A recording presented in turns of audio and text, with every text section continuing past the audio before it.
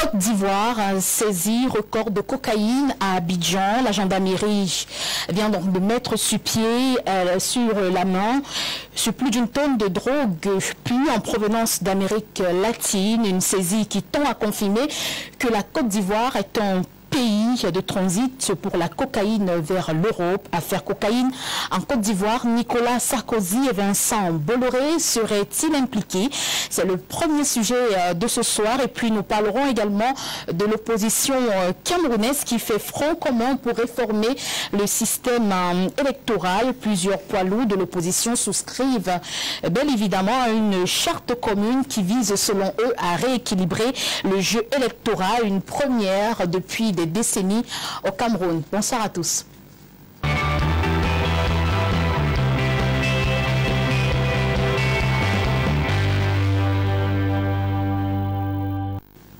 De votre fidélité à tout au clair, mesdames et messieurs. Merci. Cette émission est interactive à travers notre numéro de téléphone qui ne tardera pas à s'afficher. Vous nous envoyez vos réactions SMS, des messages également sur notre compte WhatsApp. Allez-y sur la page Facebook de LTM, LTM TV officielle. Laissez des commentaires pour interagir sur les deux sujets de ce soir. Et pour en parler, c'est un plaisir de recevoir ce très grand homme. C'est un géopoliticien. Il s'appelle Patient Parfendum. Merci beaucoup, monsieur, d'être sur le plateau de Tout au Clair ce soir. Bonsoir, Sandra. Merci pour cette invitation. Bonsoir à tous les téléspectateurs de LTM. Merci une fois de plus pour cet échange que vous nous conviez pour qu'on puisse ensemble essayer de dépoussiérer tous ces sujets que vous mettez sur votre table ce soir. Merci. Merci beaucoup d'être là. J'espère que vous allez bien. Sur le plan politique aussi, en tant qu'homme politique. Oui, ça va, ça va. D'autant plus qu'il y a de nouveau. Tout à l'heure, on va en parler.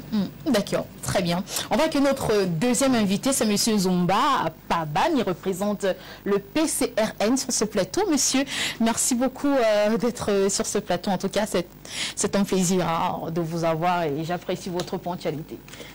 Bonsoir.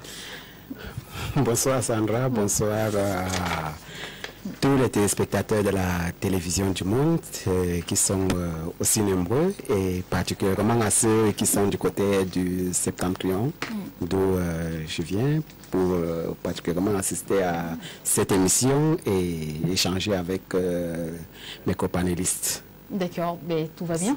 Ça va, tout va bien. Au PCRN, on se mobilise pourquoi en ce moment? Ah oui, au PCRN, comme d'habitude, c'est le terrain. Le maillage territorial, surtout dans le Septentrion, c'est le top. Et là, c'est un peu partout. L'installation des comités de base qui battent son plein. Et là, ça fait trembler vraiment tous les autres. Et là, il y a de l'espoir vraiment de ce côté. Et c'est ça, et vous n'avez qu'à voir. Vous avez dit la ponctualité, parce que pour PCRN, nous savons faire les choses avec méthode et avec principe, parce que nous savons là où nous allons. On a sur nos frères épaules, désormais, on sent la responsabilité qui nous incombe dans les proches à venir. Donc, si je comprends bien, tous les militants du PCRN sont ponctuels. Hein. Ah oui. Toujours ponctuels, c'est bien cela? Toujours, la ponctualité de rigueur. C'est ça, donc il n'y a pas à paniquer. Le pays est confié au PCRN. C'est comme un clic, et là, on sort. Si le pays est confié ou bien le pays est confié? Si le pays est confié au PCRN, on n'a pas à le regretter, quoi. Merci d'être là. On va accueillir notre troisième invité, le docteur Patrick Riffoé. Merci beaucoup, docteur, d'être sur le plateau de Tout au Clair ce soir. Bonsoir. Bonsoir à mes copanélistes et bonsoir à tous les téléspectateurs de ce programme. D'accord. Alors, Rassemblement démocratique du peuple camerounais, tout va bien de ce côté? Tout à fait, c'est le calme plat dans la maison. Il y a les opérations de reconstitution du sommier qui sont en cours et je pense qu'elles se passent assez bien. D'accord. Et l'opposition qui vous titille un peu ces derniers temps, vous vous sentez perturbé ou on garde la tête Non, perturbé, je ne dirais pas. Hein. Je pense que le marigot politique camerounais est assez calme en ce moment. Donc, on reste en alerte cependant. Et bon, nous sommes un parti proche du pouvoir, donc nous suivons surtout le gouvernement dans l'action qu'il mène en ce moment sur le front du Covid, sur le front sécuritaire, ainsi de suite. D'accord, merci d'être là. Notre quatrième et dernier invité, c'est Maître Achille Ledjo du Social Democratic Front. Merci beaucoup, Maître, d'être sur ce plateau de Tout au clair ce lundi. Bon lundi de Pâques déjà. Merci. Bonsoir, ma chère. Bonsoir au panel. Bonsoir également à tous les inconditionnels de cette tranche horaire de ce programme qui nous regarde, qui nous écoute. Salutations militantes à tous mes camarades STF de l'arrondissement Douala 2e, en bastion électoral. Merci de l'invitation.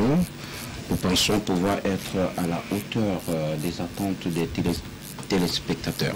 D'accord. Vous avez certainement appris, comme nous, le décès du secrétaire d'État Ali Mayatou. Effectivement, l'occasion m'est une fois de plus donnée d'adresser mes condoléances les plus attristés à la famille de ceux commis de l'État.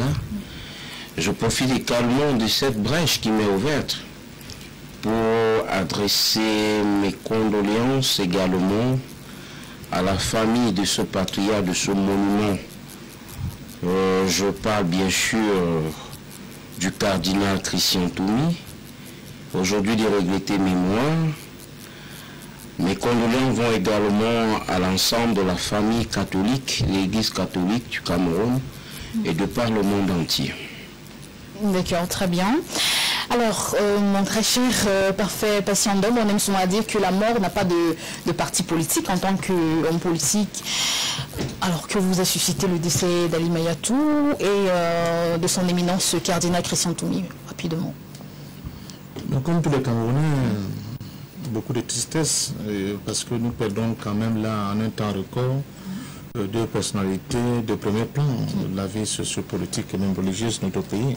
N'oublions pas que Ali Mayatou, au-delà des fonctions qu'il occupait au sein du gouvernement camerounais, c'était quand même le lambda de Garoua.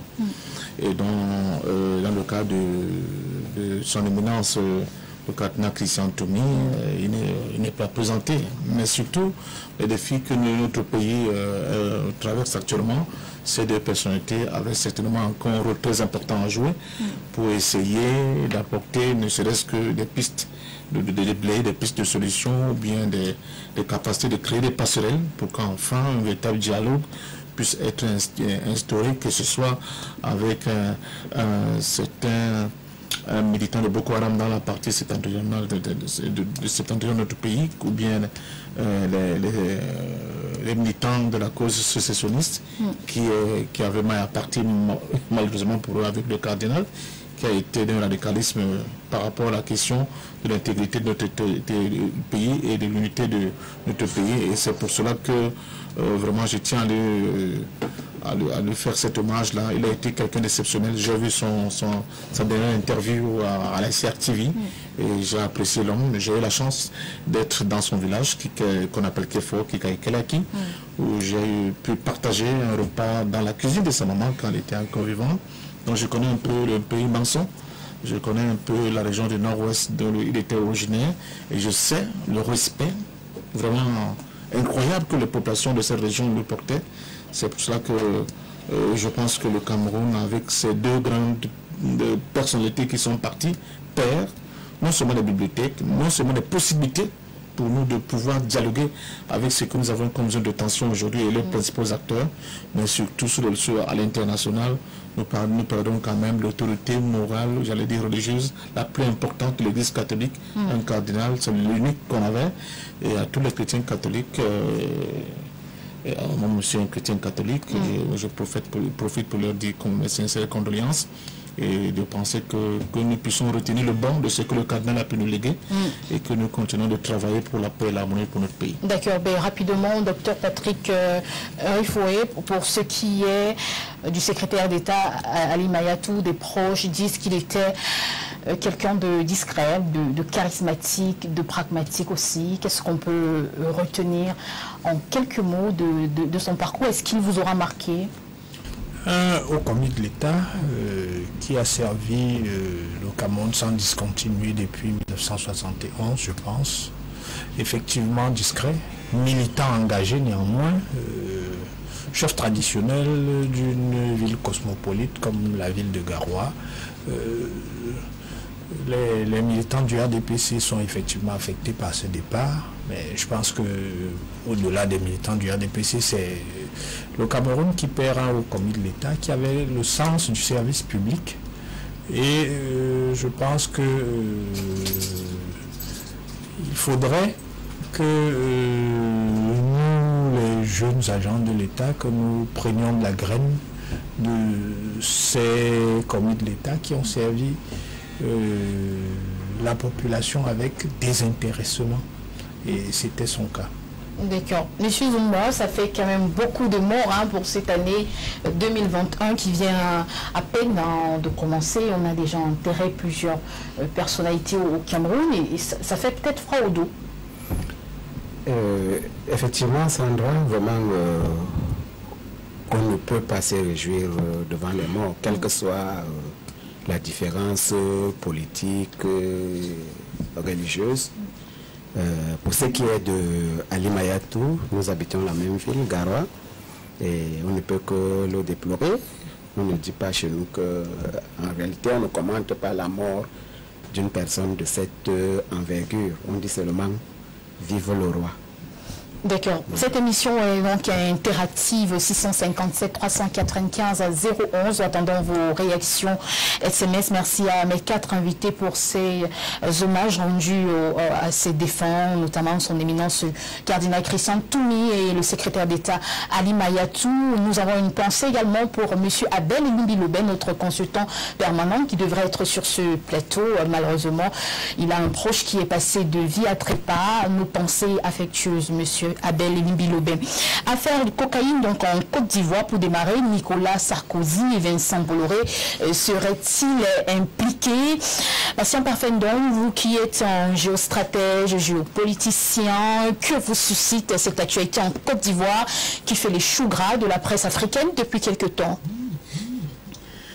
Bon, de toute façon, nous sommes encore, comme disent les juristes, à l'étape des investigations sur le plan des investigations de la police. Mais ce qu'on peut quand même constater, si on peut faire des petits rapprochements, c'est que depuis un certain temps, nous avons l'impression qu'il y a quelque chose qui s'est déglingué dans la grande machine, quelque chose qui s'est enrayé dans cette grande machine-là qui a été écrasée tout sur son passage.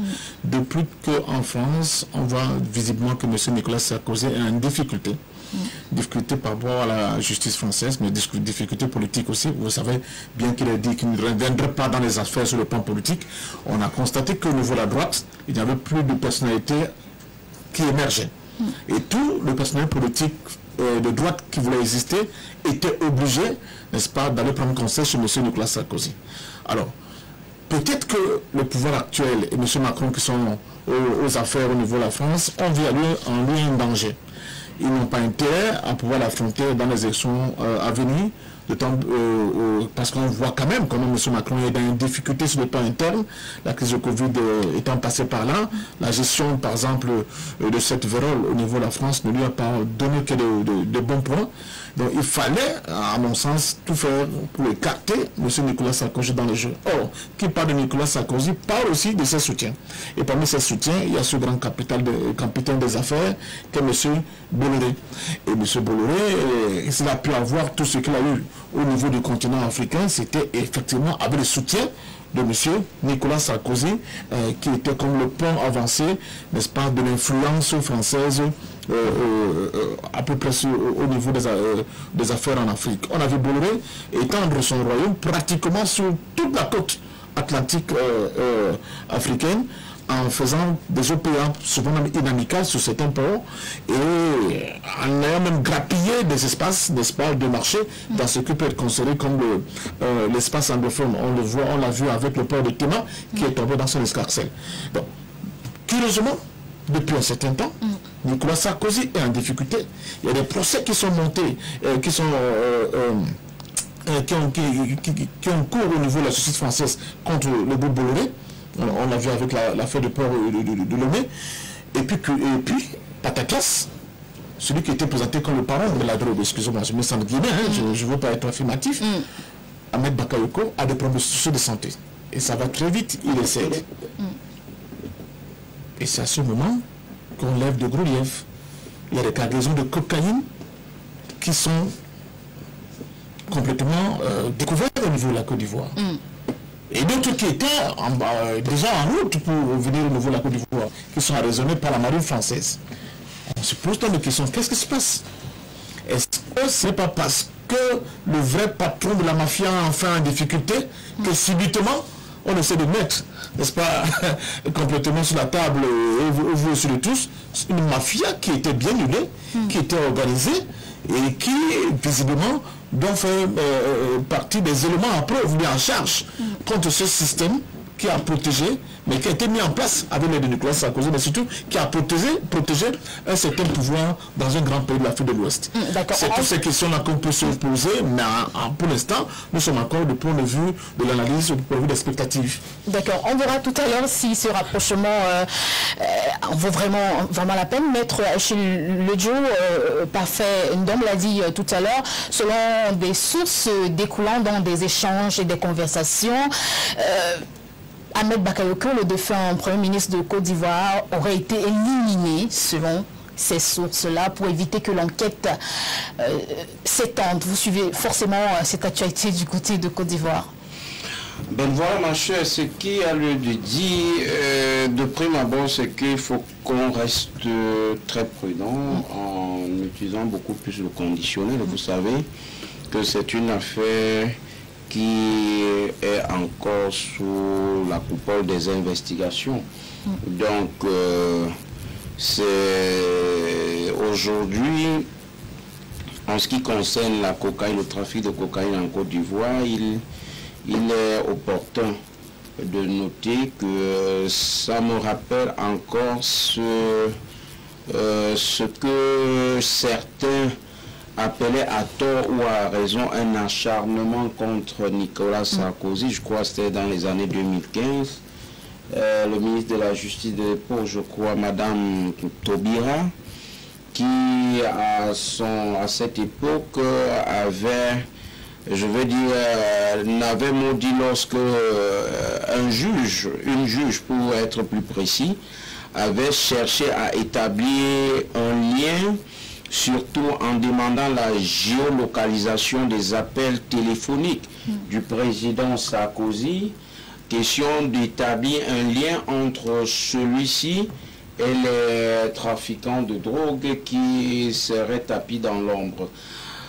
Donc on veut en cela une sorte d'acharnement, mais nous autres praticiens épris véritablement des démocraties, pensons que c'est l'expression véritable de l'indépendance de la justice.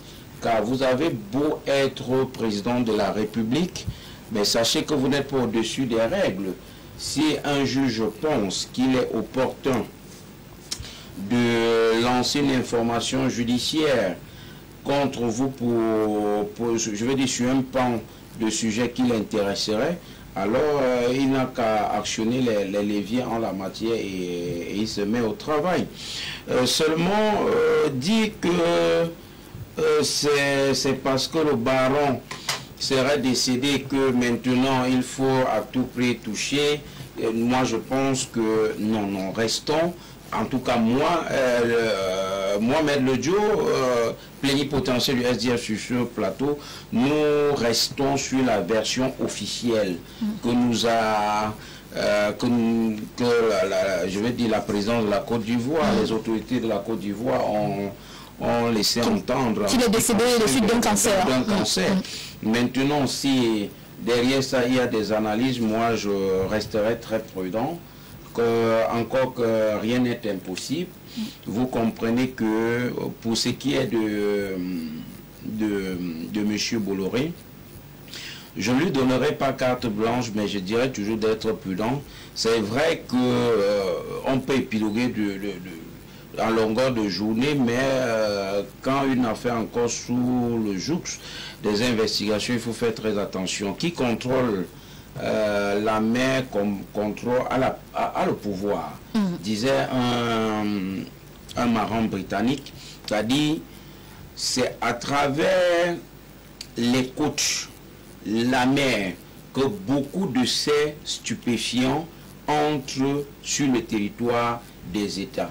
Et vous comprenez, si vous avez, je vais dire, si vous avez compris le précédent orateur, il vous disait que Bolloré a presque le monopole de la côte Ouest Afrique, je vais dire même pas seulement Ouest Afrique, il y a la même mise sur beaucoup de ports en Afrique subsaharienne. C'est du coup, s'il y a des soupçons de trafic de ce genre, il est de bon ton, il est légitime que les regards des investigations, ou alors que les investigations soient tournées vers ceux-là qui ont la main mise sur Très bien, les entrées c'est entendu. portières. Merci beaucoup. Voilà. Alors, toujours dans le même sujet, docteur Patrick Riffoé, selon une source sécuritaire, la drogue viendrait du Paraguay. On ne comprend pas toujours pourquoi l'on tire à boulet rouge sur la France. On sait que certains Africains n'aiment pas beaucoup Nicolas Sarkozy, notamment les pro-Gbagbo et même les pro-Kadhafi. Est-ce que vous relevez également l'hypothèse d'un acharnement contre ces personnes? Je ne sais pas s'il faut parler d'acharnement.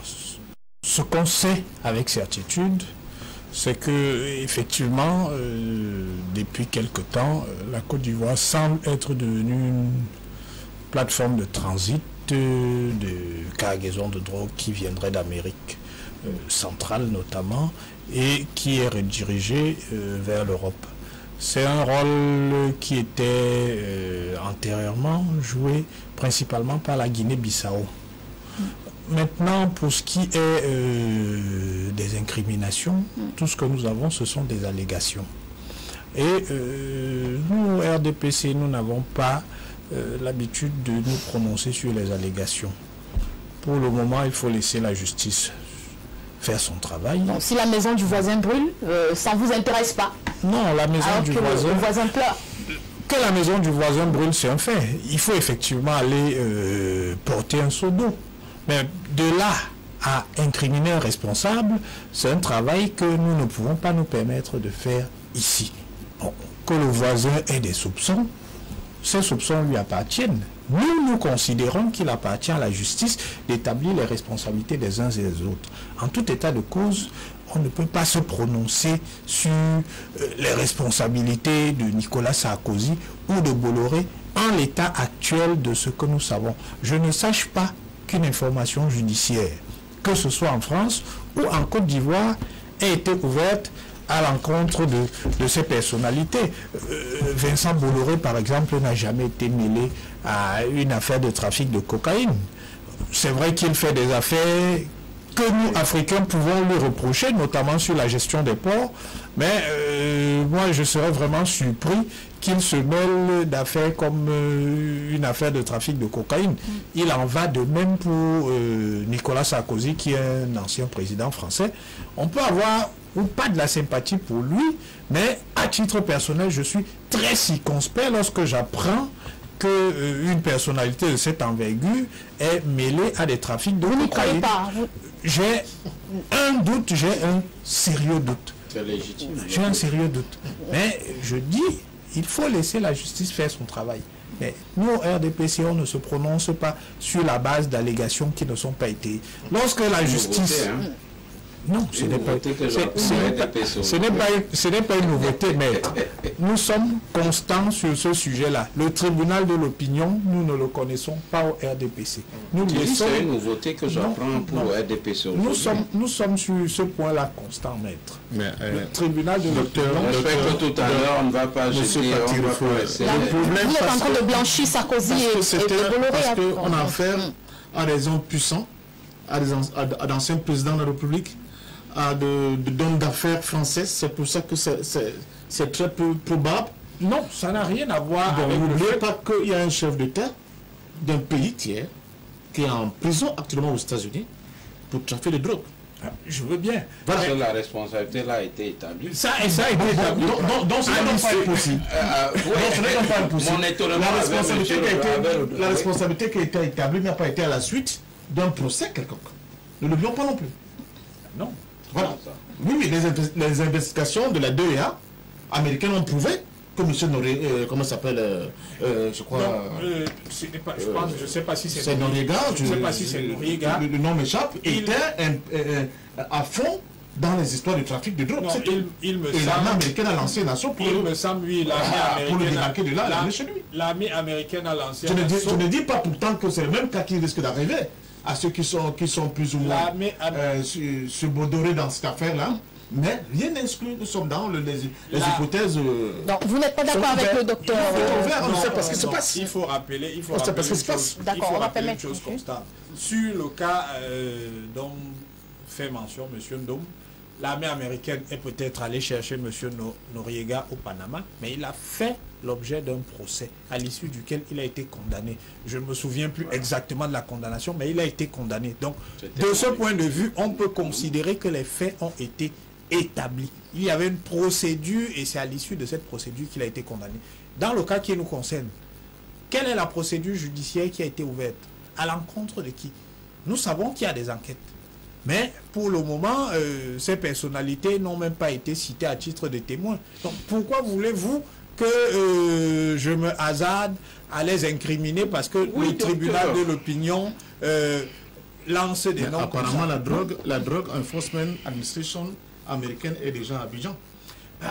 Attendons les résultats. Comme on a vu pour la Guinée-Bissau tout à l'heure, comme vous l'avez si bien dit. Non, donc toutes les hypothèses sont ouvertes. Attendons. Je n'ai jamais dit que les hypothèses ne sont... Il y a plutôt un faisson d'indices qui tend à démontrer qu'il n'y a pas de fumée sans feu. Personne ne dit que les hypothèses ne sont pas ouvertes. Voilà. Mais j'ai dit, à titre personnel, je serais vraiment surpris que ces personnalités-là soient impliquées dans ce trafic. Le RDPC se prononce sur les allégations. Ça, c'est la position du RDPC. Le tribunal de l'opinion peut condamner qui il veut pour délit de faciès, mais nous, au RDPC, ce que nous disons... Donc, nous nous sommes précipités à condamner Bolloré pour le port de Douala. C'est une erreur de l'opinion de constater que Bolloré... S'il vous plaît, monsieur Ndom. Heureusement qu'il est bien aujourd'hui, bien géré le port de Douala, n'est-ce pas? Donc l'opinion avait raison. Ce que nous disons, ce n'est pas l'opinion qui a décidé. Il a fallu une violente bataille de l'opinion pour que vous, au RDPC, vous décidiez enfin. Jamais. Le tribunal de l'opinion n'a rien à voir avec ce qui s'est passé il a aidé, sur le port de Douala. Levé de bouclier. Il y a eu un débat sur le sujet, mais le chef de l'État ne se laisse pas influencer par ce que les gens pensent. Il est mu par le sens de l'intérêt supérieur de l'État dans son action. Et dans ce cas-là, c'est ce qui a prévalu. Pour finir et pour chuter sur le sujet, ce que nous disons, c'est que nous laissons les enquêtes faire suivre leur cours et lorsque les responsabilités seront établies, nous pourrons nous prononcer. Mais en l'état actuel de ce que nous connaissons du dossier, nous ne pouvons pas nous hasarder à incriminer X ou Y. Personne n'a été incriminé, monsieur Réfo. Monsieur Parfendom, s'il vous plaît, on va permettre aux représentants du PCRN, monsieur Ndouba, de se prononcer également. Est-ce que la Côte d'Ivoire est devenue un pays de trafic de drogue? Oui, Sandra, vraiment... moi, je ne saurais d'abord commencer à parler de la Côte d'Ivoire sans saluer ce digne fils de Gagnoa, innocent, qui a été libéré. Papi Laurent Gbagbo et Charles Blé Goudé. Ok? Et là donc, quand le chef d'État africain s'hasarde, au vu de toutes les compétences africaines, à confier la côte maritime africaine à des extra-capitalistes, extrêmement capitalistes comme Bolloré, ce qui se retrouve à l'intérieur n'est pas étonnant. Lorsque vous ne contrôlez pas votre côte maritime, alors qu'il y a des compétences locales, à quoi est-ce qu'on doit s'attendre? Ce qu'on dit, même si c'est une opinion, tout est convergent et ce n'est pas une surprise. Et c'est une réalité.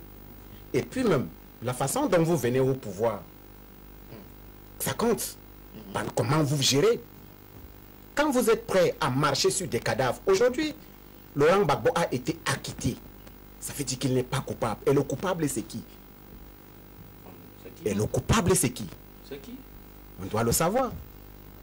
Ok? Et il doit répondre. Dites-le nous. Et là, à travers ce qui s'affiche, ce qui s'énonce, un jour, il va falloir que le coupable de 2010, ceux qui sont là, ceux qui veulent à tout prix accéder au pouvoir par des mécanismes de complotisme, non, c'est pas ça.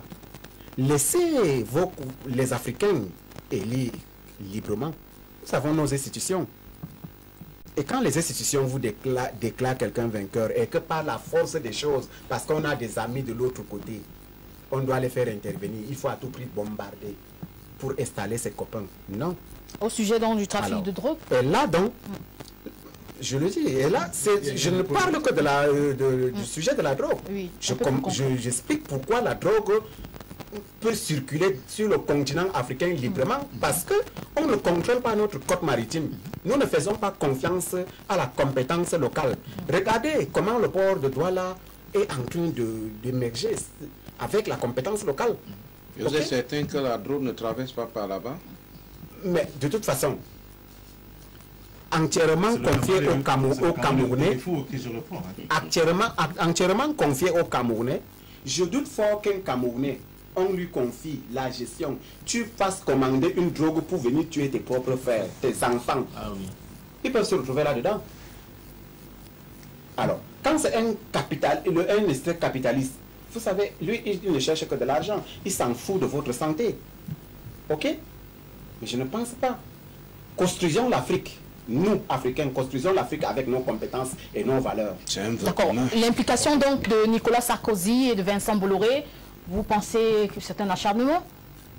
Mais quand je dis que c'est convergent, vous pensez que je peux dire que c'est un acharnement? Nous voulons contre quelqu'un qui dit que l'Afrique n'est pas suffisamment ancrée dans l'histoire, contre quelqu'un qui dit que non, Kadhafi, comme tu vois, il faut appeler l'OTAN et autres, tout ça. Contre quelqu'un, quand j'ai commencé à saluer Laurent Gbagbo, et qui est responsable de la souillure de Laurent Gbagbo? Ok, on se comprend. D'accord. Je vous concède, hein, vous êtes assez diplomatique, assez diplomatique dans vos réactions. Alors, parfait. Donc, on va faire un dernier tour de table sur cette thématique. On nous signale également que le président Laurent Gbagbo détiendrait une bombe qui pourrait faire exploser le régime en place, celui du président Ouattara, que lui aurait remis le défunt Premier ministre Ahmed Bakayoko. Nous sommes encore dans les supputations. Je ne veux pas... C'est vraiment du lourd. Égrener, comment on dit ça, égratigner, il faut... Vous savez, quand les gens sont aux affaires, ils ont tendance à dire qu'il faut respecter la prétendue légalité. Mais ce qu'on ne peut pas non plus omettre, c'est là je suis d'accord avec mon ami Zumba, c'est pas Pabamé, excusez-moi. Oui. C'est de dire, de la manière dont on est installé au pouvoir, comme ce fut le cas, par exemple, M. Ouattara en Côte d'Ivoire, on ne peut pas exclure qu'en contrepartie, qu'on soit obligé de faire perdre, comment dire ça, de laisser certains espaces pour que justement ces gros bonheurs du monde de la finance internationale, du capitalisme sauvage, comme l'a si bien dit, puissent aussi continuer leur jeu. La question, par exemple, de la drogue dans les économies capitalistes mondiales, surtout occidentales, fait partie des problèmes les plus importants aujourd'hui que ces économies ne peuvent pas résorber totalement. C'est comme la question des paradis fiscaux. On nous dit, on parle de TIC, on nous parle de la justice, de la liberté, des économies propres, de l'équité, tous ces grands termes-là. Mais dans ce système-là, le système capitaliste dominant, on accepte qu'il y ait des pays et des espaces bien définis qui soient des paradis fiscaux, où des gens font du blanchiment. Le paradis fiscal, c'est pour faire quoi? C'est pour cacher et faire du blanchiment d'argent. Alors, cet argent-là qu'on doit blanchir, il vient d'où? Il vient du commerce qui est soit illégal, soit illicite. C'est le cas de la drogue, par exemple. Vous pensez que toutes ces banques-là, tous ces paradis fiscaux, ils sont entretenus par quoi? Par l'argent de la corruption dans nos États, mais aussi par l'argent de ce trafic illicite et illégal. Mais patience d'homme, on présente souvent ces deux figures, hein, Vincent Bolloré et Nicolas Sarkozy, comme des amis de l'Afrique. Non, il faut arrêter de blaguer. Non, je blague Ces pas. deux individus, pendant ces dernières décennies, ont été parmi les éléments les plus nocifs pour notre continent. Comment ça? On commence par la question tout à l'heure. Vincent Bolloré crée les emplois, tout ça, il a les entreprises partout. Il lutte contre le chômage en Afrique. Il faut poser la question à Rifo qui estime que le RDPC gère bien le port, d'autant plus qu'avec Bolloré, on avait largement en deçà par rapport à ce que le port produit aujourd'hui. Ce sont des amis de l'Afrique ou pas? En quoi ils sont des amis de l'Afrique? En quoi? Comment vous pouvez imaginer qu'un individu, sur la pression, n'est-ce pas, des institutions financières, fait même base sur votre port stratégique, sur votre transport ferroviaire stratégique, n'est-ce pas, et qui rentre même dans les plantations, dans l'agriculture, pour faire même base dans des domaines hautement stratégiques, n'est-ce pas, comme on le voit dans les plantations camerounaises. Donc je pense que il y a des bisbilles, il y a eu des arrangements, non pas des bisbilles, mais des arrangements entre ceux qui sont au pouvoir pour le moment et cet individu. Cet individu commence à tomber en disgrâce parce que son principal soutien politique, qui est M. Nicolas Sarkozy en France, est en disgrâce. Il y a un lien de causalité qu'on ne peut pas nier. Donc moi, je continue de dire, il y a des juristes sur le plateau qui sont frileux sur ces questions-là, mais on voit à l'analyse qu'il y a quand même des faisceaux, n'est-ce pas, convergents qui démontrent qu'il y a certainement quelque chose qui est en train de se produire parce que, comme je l'ai dit, la machine s'est visiblement enrayée. Maintenant, que ce soit Soro, que ce soit d'ailleurs Bakayoko, c'était les enfants de Gbagbo, plus ou moins, n'est-ce pas? Donc je ne serais pas étonné de savoir qu'il y a quelque chose dans le sens que vous dites. Mais pour l'instant, je n'ai aucune preuve, donc je ne peux pas me prononcer de manière affirmative là-dessus. D'accord, très bien. Maître Achille Ledio, pour sortir, on va laisser les enquêtes se poursuivre. C'est bien cela, vous êtes formel? Effectivement, je suis vraiment formel là-dessus. Il faut, même si nous allons en débattre, il faudrait qu'on soit vraiment mesuré et surtout qu'on soit beaucoup plus conditionnel. Je vous dis que ça me rappelle l'affaire de cocaïne 2015 qui avait été lancée contre M. Nicolas Sarkozy. On avait voulu établir un lien entre le président Sarkozy et les trafiquants de drogue. Maintenant, le représentant du PCN a si bien fait de le marteler. Si vous ne contrôlez pas vos frontières, vos côtes maritimes, vous pensez que vous pouvez véritablement assurer, je vais dire que vous êtes à 100% maître de la sécurité intérieure de votre pays?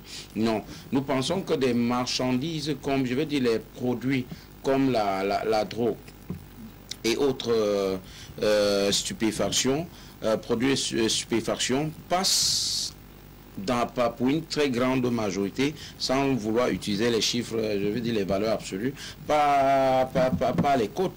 Et vous allez vous rendre compte que si vous faites une petite étude sur les arrestations des narcotrafiquants, vous allez vous rendre compte que la douane est en tête de ces unités-là qui mettent toujours ces gens-là en déroute. Ce n'est pas anodin. C'est justement parce que ces gens utilisent toujours les frontières, je veux dire les frontières maritimes, pour faire entrer les produits, leurs produits ou alors ces produits-là sur le territoire des États. À la question que vous avez posée tout à l'heure au précédent orateur, M. Ndom, c'est ça? C'est ça. Ok, merci. Vous avez dit il semblerait qu'il y ait une bombe en Côte d'Ivoire et tout. J'ai dit non, vraiment, soyons un peu mesurés. J'espère que le bombe là, je le prends au sens figuré. Parce que pour moi, véritablement, Gbagbo aujourd'hui a une renommée qui a traversé, qu'on l'on veut ou pas, les frontières de la Côte d'Ivoire. Je ne le vois plus jouer un très grand rôle dans le paysage politique ivoirien en termes d'acteurs de premier plan. Il peut encore être un très grand conseiller vers qui les gens peuvent aller. Bref, la renommée de Gbagbo aujourd'hui, elle est panafricaine. Pour moi, ça, ce sont des Mandela des temps contemporains. Avec les 10 ans passés de l'autre côté, moi je pense, et après, s'ensuit un acquittement. Sincèrement, aller encore se présenter en Côte d'Ivoire, pour quoi que ce soit, ce serait un gâchis pour lui. Il ferait mieux de capitaliser ce qu'il a aujourd'hui en termes de renommée pour mettre ça au service des organisations sous-régionales comme l'Union africaine, peut-être aller dans les missions de, je veux dire, les bons offices, être médiateur par-ci, par-là. Voilà le rôle que moi je pense aujourd'hui que le président Gbagbo est en même de faire. Donc dit qu'il a une bombe, c'est-à-dire que ce soit... Qu'il détiendrait une bombe. j'ai dit, je prends cela au sens figuré, c'est-à-dire que ce soit des informations classées top secret. Pour moi, je pense que véritablement, ça n'aura aucun intérêt aujourd'hui d'aller encore déstabiliser ce pays frère qui a véritablement passé beaucoup, qui a connu ce qu'on appelle la guerre civile et qui a martyrisé beaucoup de générations. Donc, Gbagbo aujourd'hui, peut-être Blé-Goudé, oui. Vous répondez à une question qui n'a pas été posée. Non, il vous dit, il détiendrait une bombe qui pourrait déstabiliser tout le gouvernement de Côte d'Ivoire. C'est ce que vous avez posé. J'ai dit que même s'il a cette bombe, ça ne servirait à rien. Effectivement. Moi, je crois que la bombe, il n'est pas question de suspecter Gbagbo de détenir une bombe. Cette bombe, on la connaît. La bombe, c'est la vérité. La vérité. Tout le monde entier connaît. Vous êtes allé aux instances juridiques de renommée internationale. OK? Qui ne sont pas corrompus, c'est une justice indépendante et autres, n'est-ce pas? La vérité a donc triomphé. Ce n'est que ça. Gbagbo n'a rien à cacher. Gbagbo a dit la vérité et nous, depuis la nuit des temps, on a toujours su, on connaît en Gbagbo cet amour panafricaniste. Non. Très bien. Vous n'avez pas su peut-être. Madame la présentatrice dit que M. Laurent Gbagbo détiendrait une bombe qui pourrait déstabiliser tout le gouvernement de la Côte. C'est ça? Alors, cette vérité que vous dites là, qui lui aurait donné? C'est-à-dire que je veux qu'on reste dans le cadre. C'est ça. Voilà. Donc, moi, je dis que même si il détient quelque chose comme ça en main, véritablement, ça ne servirait pas le landerneau politique ivoirien au jour d'aujourd'hui qui a besoin de stabilité, ce pays frère. Très bien, très bien. Vous l'avez dit tout à l'heure, on va permettre aux enquêtes de se poursuivre. On va prendre quelques réactions. Bonsoir à tous. C'est Vincent Bolloré qui finance la guerre en Afrique. D'accord avec le panafricaniste patient d'homme sur votre plateau. Je suis Laurent de Douala. Merci beaucoup. Pourquoi les soldats français qui avaient perdu la vie? Non, c'est pas le sujet. Je n'attends rien de Sarkozy ni de Vincent Bolloré. Ces personnes sont des vrais ennemis de notre continent. Nous devons nous en séparer. Madame Keita, merci beaucoup. Le gouvernement français doit répondre devant la Cour pénale internationale pour ce trafic de drogue. La France a quelque chose à y voir dedans. Je ne comprends pas pourquoi le militant du RDPC joue à la danse Bafia. D'accord. Salut à la grande famille de tout au clair, patience, courage et persévérance aux camarades de Patrick Rifouet sur votre plateau. Merci pour votre message. Salut LTM, que fait encore Bolloré en Afrique? C'est vraiment dommage. Nos présidents sont, on dirait, aveuglés. Marie-Émile Annette qui nous écrit. Pourquoi ne pas faire comme le président Kadhafi? C'est parce qu'on savait qu'il avait la vérité, qu'on l'a éliminé. Dommage, le Cameroun en a pour un siècle pour se rapprocher de ce grand homme. S'il vous plaît, le militant du SDF, vous oubliez que la France a récupéré le pouvoir au Mali après IBK. Cette fois-ci, ce sera au Cameroun si vous ne faites pas attention. Ouh là là, ce qu'on ne souhaite pas d'ailleurs. Restons conditionnels et On va prendre une autre réaction. Depuis que Vincent Bolloré a mis ses pieds en Afrique, rien ne marche plus. Faisons très attention avec ces pervers narcissiques. Je suis Paul à Yaoundé. La France est au Sahel, etc. D'accord. Je demande à ces deux personnes de répondre devant la Cour pénale internationale car il n'y a jamais de fumée sans feu. Monsieur Bakati, merci beaucoup. Je suis tout à fait d'accord avec le camarade de Dr Patrick Rifouet. Chez nous, au Rassemblement démocratique du peuple camerounais, on ne s'occupe pas des histoires des autres pays. Ce qui nous intéresse, c'est le Cameroun, comment il se porte. Et grâce au président Paul Biya, tout va bien jusqu'ici. Merci beaucoup pour votre réaction. La France a le pouvoir de déstabiliser la Côte d'Ivoire. Ils sont au centre de ce trafic de drogue. Il est temps qu'ils répondent de leurs actes. Bonsoir Madame Sandra Péniel, s'il vous plaît, écoutez Monsieur Patient Ndom, je suis tout à fait d'accord avec lui. Ces deux Français ont pillé les richesses africaines. La France n'a jamais gagné une guerre depuis leur existence. C'est toujours les autres qui viennent les aider. Bravo aux camarades du PCRN. Merci beaucoup de continuer à nous écrire en SMS et WhatsApp. On va tout de suite entrer dans la deuxième thématique où nous parlons tout de suite de l'opposition camerounaise qui fait front pour réformer le système électoral. Plusieurs poids lourds de l'opposition qui souscrivent donc à une charte commune qui, selon eux, est à rééquilibrer donc le jeu électoral, une première depuis des décennies. Docteur Patrick Griffoé, vous avez certainement pris connaissance du communiqué rendu public à la suite de la rencontre de Yaoundé qui a réuni 7 leaders des partis politiques issus de l'opposition. Quelle a été votre première réaction?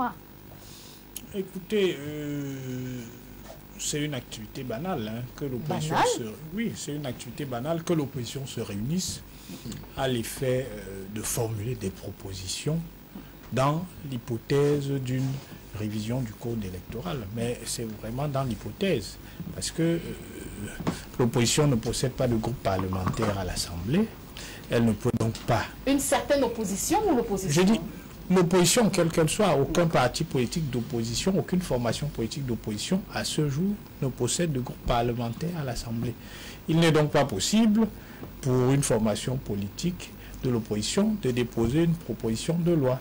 Ce que ça signifie, et notre secrétaire à la communication l'a rappelé, c'est que dans le cadre présent, s'il devait y avoir modification de la Constitution, cela viendrait du gouvernement. Donc, vous rejoignez le professeur Jacques Famendongo, qui a également été formel. Pour lui, le Parlement camerounais est incontournable. Le Parlement camerounais est incontournable. Mais les uns et les autres ont le droit de se réunir et d'épiloguer sur le sujet, de formuler leurs recommandations, mais ce sont des recommandations. Le gouvernement, s'il formule le projet de réviser le code électoral, consultera ces formations-là. Donc, je suppose que c'est en prévision de cette hypothèse-là que ces formations se sont réunies. Maintenant, ce que moi j'observe, c'est que c'est un peu une coalition de la cape et du lapin. Commençons par le SDF. Le SDF a à ce conclave était représenté par l'honorable Joshua Ozi, député de la Nation. Et il était à peine sorti de là qu'un autre membre du SDF dénonçait de manière véhémente sa participation à ce conclave. Bon, le peuple camerounais s'interroge. Je tiens à rappeler autre chose, que des partis d'opposition qui n'ont pas été conviés à ce conclave ont produit des communiqués pour s'étonner de cette initiative qui, de leur point de vue, n'ajoutait rien à la situation présente. Parce que je vous ai entendu parler de rééquilibrage. Selon ses leaders. Oui, selon ses leaders, il faut rééquilibrer. Mais ce qu'il faut rééquilibrer pour l'opposition camerounaise, c'est l'affection que cette opposition a dans le cœur des Camerounais. L'opposition veut en fait créer une dynamique fusionnelle. Mais je veux bien, mais ce n'est pas la dynamique fusionnelle qui la rendra plus sympathique auprès du peuple camerounais, qui est très peu sensible à la drague ostensible que l'opposition lui fait. D'accord. Parce que le sujet, c'est ça. Ce n'est pas le code électoral qui met un bulletin de vote dans une urne. Un certain nombre de ces formations d'opposition, des députés, on dirige des mairies aujourd'hui. Bon, c'est avec le code électoral actuel.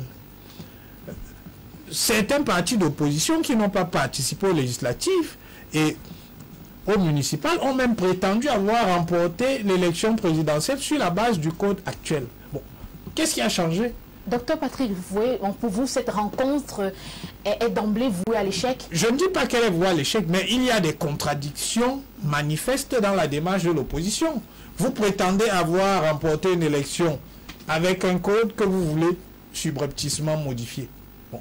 Soit vous commencez par reconnaître que vous n'avez pas remporté l'élection que vous prétendez avoir remporter, soit il n'y a pas de raison qu'on vous entende lorsque vous dites que vous voulez modifier le code électoral. Monsieur Zumba, je n'ai pas terminé. Non, vraiment, là c'est bon, 4 minutes. Oui, on vous a 30 secondes. Minutes, 30 secondes. 10 secondes. Lorsque vous dites il faut modifier le code électoral, bon, il faut en plus indiquer quelles sont les dispositions spécifiques qu'il faut modifier.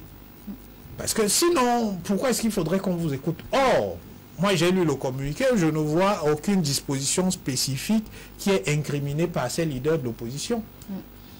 Bon, le PCRN était à cette rencontre. On verra ce que M. Zumba nous dira. Est-ce que vous congratulez cette rencontre de ces 7 leaders? On va rappeler que ce n'est pas la première fois. En 1990, déjà, l'opposition camerounaise s'était réunie. Est-ce une action à congratuler, à féliciter? Effectivement, Sandra, nous saluons cette mutualisation des efforts par rapport à l'amélioration du processus électoral. Parce que quand vous n'êtes pas sur le terrain du processus électoral, vous n'éprouvez pas parfois certaines difficultés. Et qui, mieux placé que Elekam, peut savoir les difficultés liées au processus électoral? Qu'est-ce qu'on n'a pas vu ces derniers temps? Elekam, avant même cette mutualisation des partis d'opposition, Elekam a écrit à tous les délégués régionaux les propositions par rapport à l'amélioration du processus électoral. Ça veut dire effectivement qu'il y a quelque chose qui ne va pas. Et Elekam, ce n'est pas n'importe quoi, c'est l'organe chargé de la gestion des élections dans ce pays. Moi, je ne sais pas, mon copanéliste du RDPC, avec leur incondescendance habituelle, comment ça vont toujours... Fort, là. Oui, mais ils ont toujours été comme ça, incondescendants. Et puis, c'est-à-dire, quand un bébé pleure, pour eux, ça ce n'est rien, ça va passer. Autres, ils ont d'abord dit qu'il n'y a pas de crise anglophone. Hein. N'oubliez pas. Et aujourd'hui, ils sont les premiers à dire que, voilà, vraiment. C'est comme ça. C'est-à-dire, pour eux, on attend toujours, ils viennent toujours après. C'est-à-dire, quand la situation commence à pourrir. Alors, il ne faut pas étouffer cet effort de la mutualisation de l'opposition en vue de l'amélioration du processus. Que vous félicitez. Que nous félicitons. Nous sommes conscientaires. On ne peut pas être conscientaire alors qu'on ne félicite pas. Il y a des choses à améliorer. Moi, j'étais candidat à la mairie de Figuil. OK? Candidat PCRN. Moi, je m'attendais, avant la déclaration des élections, que je ne puisse même pas battre campagne et que je sois déclaré vainqueur au vu des antécédents. Parce que, quoi de plus beau que d'avoir apporté l'éducation à sa communauté? Dans mon petit village, j'ai commencé par un comité de développement bien avant, depuis 2005. J'ai commencé par un comité de développement et j'ai les tables bancs, la construction des écoles, l'amélioration des puits, que certains ministres dans le septentrion n'ont jamais fait. Quoi de plus beau que ça? Je m'attendais, quand je me suis présenté à cette élection, que sans battre campagne, que ces œuvres parlent pour moi. Mais l'achat des consciences, nous voulons par exemple, quand Ruffueux parle, nous voulons par exemple un bulletin unique. Avec le bulletin unique, il n'y aura pas l'achat de conscience. Quand on vous dit que allez voter, ramenez-moi le bulletin de l'adversaire contre telle somme, ça se fait. Quand les représentants dans les bureaux de vote n'ont pas un statut, il faut améliorer cela. OK? Donc, franchement, nous saluons cette mutualisation. De toute façon, nous allons essayer, parce que cette initiative qui a été prise en réalité par les partis d'opposition qui ont des élus dans nos institutions. Et pour ne pas être fermés, nous avons voulu l'élargir à tous les partis de l'opposition et même à la société civile. À travers, par exemple, au PCRN, nous avons ouvert un secrétariat technique qui reçoit toutes les suggestions par rapport à l'amélioration du processus électoral. Pourquoi c'est maintenant? Ah, mais bien sûr. Que vous réveillez d'un coma. Bien sûr, il y a toujours un début à tout. Ça a toujours été même d'ailleurs le souhait du PCRN. Quand vous allez aux déclarations du président Cabral Libi depuis 2020, il a toujours été pour la mutualisation des efforts. La mutualisation des efforts ici, c'est différent de la candidature unique de l'opposition. Mais si nous devons être d'abord d'accord sur les règles de base avant de nous engager de l'autre côté sur un match de football. D'accord. Maître Achille Ledio, Monsieur Zumba parle de mutualisation des forces et j'aimerais bien savoir pourquoi. Pourquoi maintenant est-ce que les partis politiques issus de l'opposition sortent d'un coma profond? On parle de dynamique fusionnelle. Est-ce qu'il y a une forte probabilité d'alternance? Ben voilà, il faut déjà rectifier le mot. L'opposition ne sort pas d'un état comateux. Nous sommes en politique et il faudrait aussi retenir que rien n'est statique. La politique répond à la loi de la dynamique. C'est-à-dire tout peut changer, tout est perpétuellement en mouvement. Ce qui aujourd'hui semblait être une vérité inébranlable demain pourra ne plus l'être en politique. Alors, je voudrais dire à mon ami le docteur Ifoué que l'union même de la médiocrité rend fort.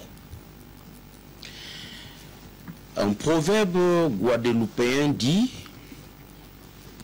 que même les fourmis peuvent tuer un bœuf. Et ça se vérifie.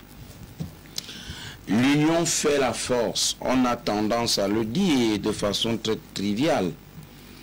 2 chats peuvent combattre un lion. Donc, l'union rend les faibles forts.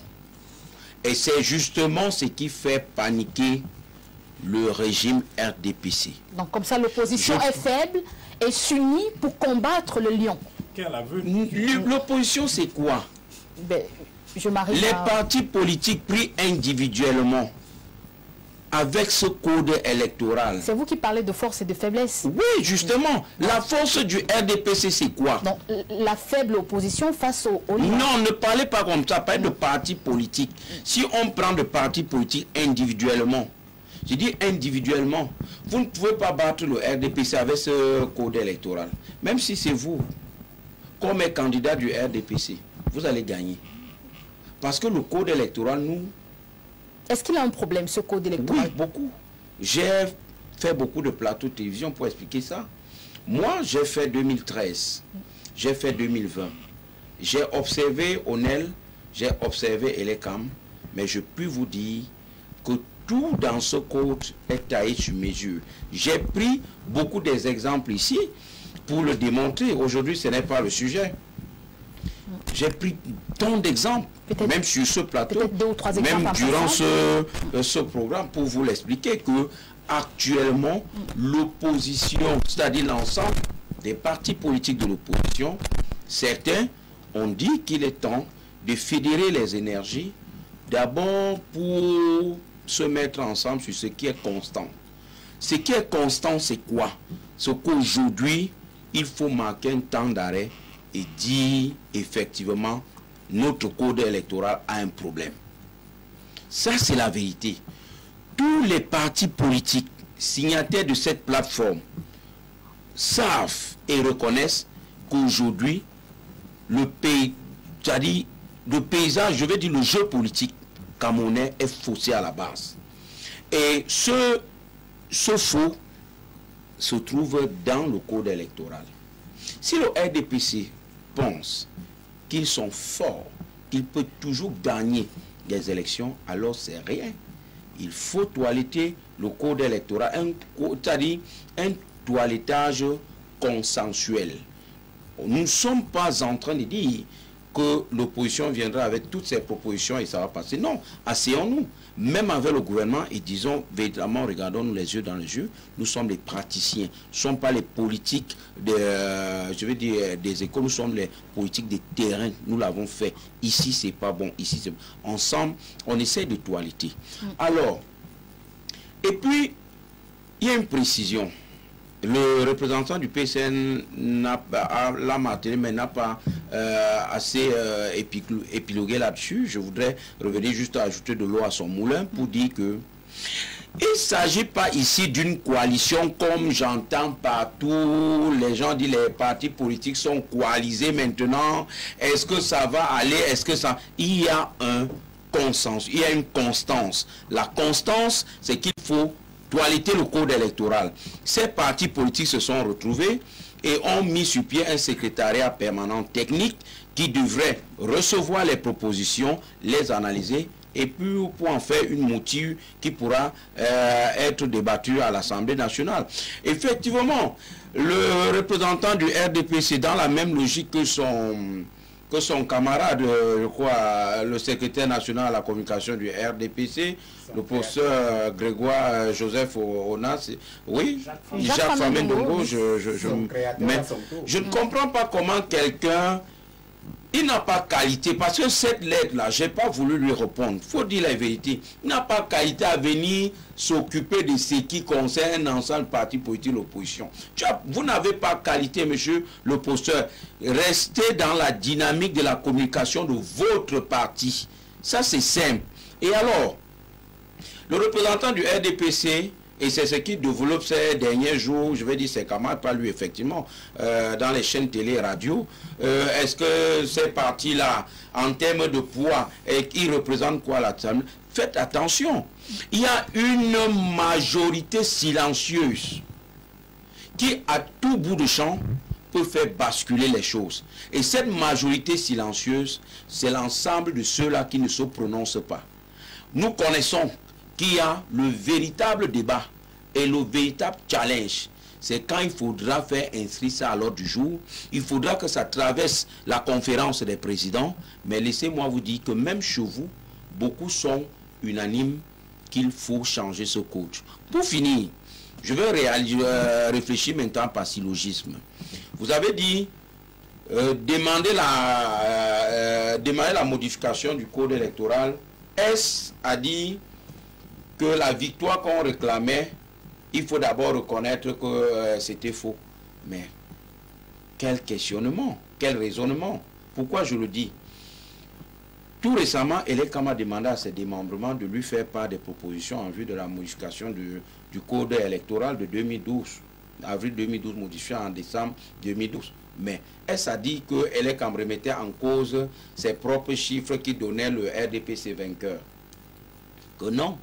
Elekam lui-même, qui est l'organe en charge du processus électoral, reconnaît qu'il y a anguille sous roche. Il y a des choses à modifier. Vous ne pouvez pas me dire, Patrick Roufoué, monsieur le docteur, pour faire honneur à la présentatrice qui demandait un exemple, vous ne pouvez pas me dire qu'ensemble, dans un bureau de vote, nous signons les PV et que moi, SDF, mon PV que mon mandataire m'apporte, arrivé à la commission locale de recensement, là je suis au municipal, pour ceux qui m'écoutent, à la commission locale de recensement, que le président de la commission ait un chiffre qui ne correspond pas au même. Et que dit la loi? Dans ce cas de figure, c'est le chiffre de monsieur le président qui tient. Oui. Et je prends l'exemple pour étayer mes propos, parce que je parle avec des exemples après. La correspondance de l'ancien sous-préfet de l'arrondissement de Bazou, qui dénonçait le préfet d'Undé à Banté. Comment est-ce qu'après les élections de février 2020, il a été sommé par sa hiérarchie, qui est le préfet, de faire venir le représentant du RDPC à son bureau pour changer les PV, parce que les résultats obtenus dans l'arrondissement de Bazou ne pouvaient pas le satisfaire en termes de pourcentage qu'il voulait donner. Donc, je dis que ce que je dis là, je cite les localités avec des personnalités. Je parle là d'une lettre qui a fait les choux gras de la presse. Pour sortir avec vous, donc l'opposition peut faire front, c'est ça? L'opposition peut effectivement peser très lourd. D'accord. Vous savez qu'après ça, il pourrait avoir des lobbying des partenaires économiques internationaux, même bilatéraux, qui pourraient, je vous ai dit que faites attention avec la majorité silencieuse. D'accord, on prend des messages. L'efficacité, c'est dans la tête et l'union fait la force, s'il vous plaît, monsieur. Patient d'homme n'a pas beaucoup parlé à ce sujet. L'efficacité, c'est dans la tête et l'union fait la force. Seule, comme seuls, nous ne pouvons pas vaincre l'ennemi, comme c'est Armand Kamdem qui nous écrit. Selon le professeur Jacques Famendongo, le Camerounais du Bénétarien ne doit pas faire la politique bétail du vote du RDPC. Monsieur Rodi. Bonsoir Madame Sandra Péniel. S'il vous plaît, j'aimerais demander aux représentants du RDPC diabolique, ce sont les parlementaires qui commandent des citoyens, ou plutôt des citoyens qui commandent des parlementaires. Bonsoir le plateau. Le RDPC n'a vraiment aucun respect pour nous. Il préfère envoyer les Tintin nous distrait avec les bénitariats. Et s'il vous plaît, dites à Maître Lodjo d'aller encore lire ce code électoral. Et les CAM fait un travail formidable. Et je suis d'accord avec le docteur Patrick Rifoué, Roger Billot qui nous écrit. D'accord. Bonsoir. Le RDPC mérite mieux, s'il vous plaît. Patrick Rifoué voulait nous dire que vous-même, vous n'avez pas le profil pour être président de la République. Pourquoi ce culte autour d'un homme qui peut mourir à tout moment? C'est Franck Talom qui le dit. Maître Lodjo vous dit toujours que l'opposition est faible et vous osez vous attaquer au RDPC. Il vous faut encore 2 demi-siècles pour attaquer le président Paul Biya. Merci Michael pour votre message. Enfin, il fallait une femme sur ce plateau pour que les hommes se calment. Pour une fois, on vous entend très bien et les débats sont bien menés. D'accord. On va prendre cet autre message. S'il vous plaît, Cabral Libi est-il du RDPC ou du PCRN ou du MRC? On ne comprend plus rien. Alors, patient parfum d'homme, est-ce que vous pensez que l'opposition camerounaise peut faire front, peut vraiment contrarier la machine RDPC? C'est quand même du lourd en face. Mais déjà, historiquement, cela a été possible. On a vu comment, en 92, l'opposition a essayé de faire front et a mis vraiment le pouvoir en difficulté. Parce qu'aujourd'hui, en réalité, les réalités de 92 qu'aujourd'hui sont discutables. Parce qu'il n'y a pas eu de clarté au niveau de ce vote-là. Mais ce qui est important de relever, c'est la leçon que nos frères de l'opposition, dite officielle, doivent retenir. Chaque fois que vous vous mettez ensemble, que la classe politique de l'opposition se met ensemble, le RDPC tremble. Mais malheureusement, j'ai l'impression que toutes les dernières décennies, depuis au moins 90, l'ouverture démocratique dans notre pays, la plupart d'entrepreneurs politiques nouveaux n'ont pas retenu les leçons de ce qui s'est passé. Mais quand vous dites que le RDPC tremble, si. Comment ça? Mais l'attitude de Patrick, en fait, c'est pour dire il n'y a pas de problème, restez tranquille. Vous savez que nous avons une majorité obèse et que de toute façon, vous ne pouvez rien. Mais ce n'est pas de sa faute aussi, le docteur Patrick. Mais ça a été construit comme ça. Je suis d'accord avec lui. Il y a un parti politique particulièrement qui a décidé, qui a opté pour la politique de la chaise vide. C'est pas la faute. Ce n'est pas ça le plus important. Ce n'est pas ça le plus important. Le plus important, c'est la capacité pour le peuple camerounais, pour les décideurs de moment au Cameroun, par respect au peuple camerounais. Le professeur Jacques Famendongo dit que le Parlement est incontournable. J'en viens d'organiser des élections crédibles. Il n'y a pas d'élection crédible au Cameroun. C'est parce qu'il n'y a pas d'élection crédible au Cameroun, justement, que nous avons ces situations complètement qui sont inexplicables. Et là, je rejoins Patrick Rifoué, il a le bon rôle. De dire que de toute façon, vous avez beau vous agiter, tel que les choses sont organisées, rien ne pourra justement bouger. Mais les CAM n'est pas crédible. Mais non. On s'est plaint avec Onel et puis on est passé à autre chose. Depuis 1996, nous avons fait des propositions dans ce sens. C'est pour ça que je dis que les nouveaux acteurs politiques camerounais devaient faire un effort, vraiment un effort, de s'approprier de la réflexion et des démarches qui ont été faites avant eux. Par exemple, prenons le cas de l'ECAM. Vous savez que l'ECAM n'est rien d'autre qu'un comité de base du RDPC. Comment ça? Mais laissez-moi vous m'exprimer. Vous allez le loisir de corriger. Oui, je fais une proposition pour un ELECAM. D'accord, je fais une proposition pour un ELECAM consensuel. Parce que c'est le mot à la mode. Un tiers des membres de l'ELECAM doivent provenir de RDPC, de parti au pouvoir. Nous l'avons concédons. Vous avez les noms? Non, c'est la proposition que je fais. Que nous faisons d'ailleurs. Un tiers RDPC, pas de problème. D'accord. Un tiers, les membres de l'opposition aussi, même si dans l'opposition, on voit qu'il y a des hybrides, excusez-moi le terme, c'est le moins qu'on peut dire. Et l'autre tiers, la société civile, n'est-ce pas, les confréries religieuses, les ONG si elles existent, d'autres associations. Enfin, le risque zéro n'existera pas pour qu'il n'y ait pas une balance qui penche trop d'un côté, mais au moins, on aura un ELECAM qui est qui représente quelque chose. Mais elle est quand même actuelle. Avec son patron Essoussé, c'est un comité de base du RDPC. D'autres propositions, je les fais rapidement. Donnez-moi une seconde. Nous sommes pour les élections à 2 tours. Nous sommes pour des candidatures indépendantes, sans qu'il y ait beaucoup de trucs. Il faut avoir 100 000 signatures pour que votre candidature soit validée. Nous sommes pour le vote de la diaspora pour toutes les élections.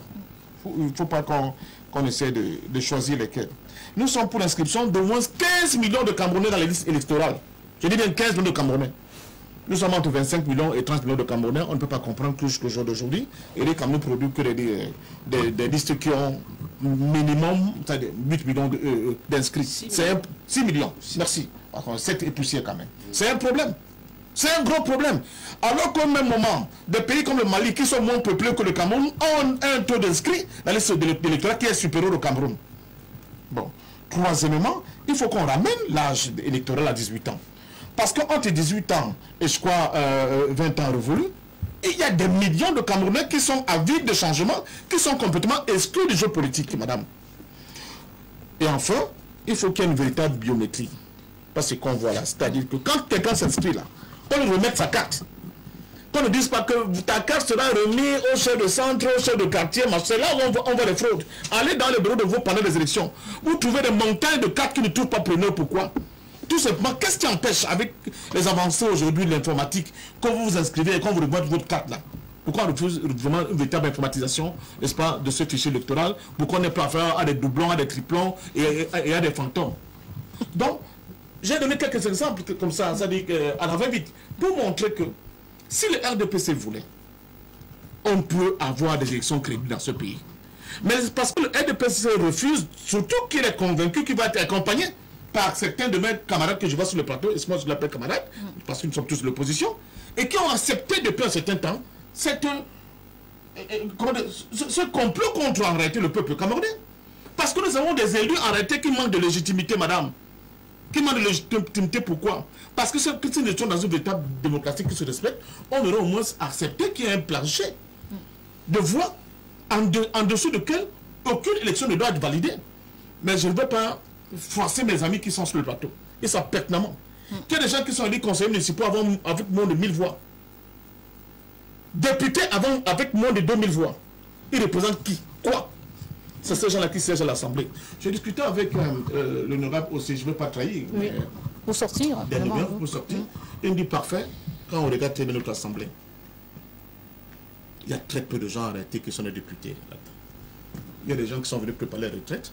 Ils passent le temps à dormir pendant. Et on le voit, on n'a pas besoin qu'ils le disent, on le voit. L'honorable aussi a raison, parfaitement. N'est-ce pas?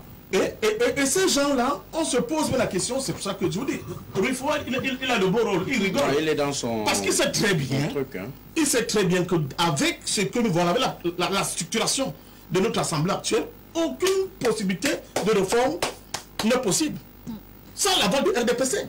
Et c'est nous qui avons aidé le RDPC à être dans cette position. C'est pour ça que j'espère que peut-être les anges sont rentrés enfin dans la tête de certains, ou qui pensaient qu'ils sont les plus forts, c'est eux qui doivent mener l'opposition, des conneries comme ça, qu'enfin pour qu'ils comprennent que s'il n'y a pas une véritable mutualisation des forces saine, de manière saine, sans calcul aucun, on ne peut pas vaincre ces gens-là pour qui le statu quo est la chose la mieux. Très bien, 5 minutes, c'est bon. Allez, Monsieur Zumba, Baba, mais avant de passer la parole au docteur Patrick Rifoué, qui brûle d'envie de parler, est-ce que l'opposition camerounaise peut vraiment faire face à la machine RDPC? J'aimerais également rajouter que Bello Bouba Magari, qui est le leader de l'opposition au Cameroun, n'était pas représenté à cette réunion de Yaoundé. C'était un tort. Mais de toute façon, on les avait proposés, ils ont décliné l'offre. C'est un manquement. De toute façon.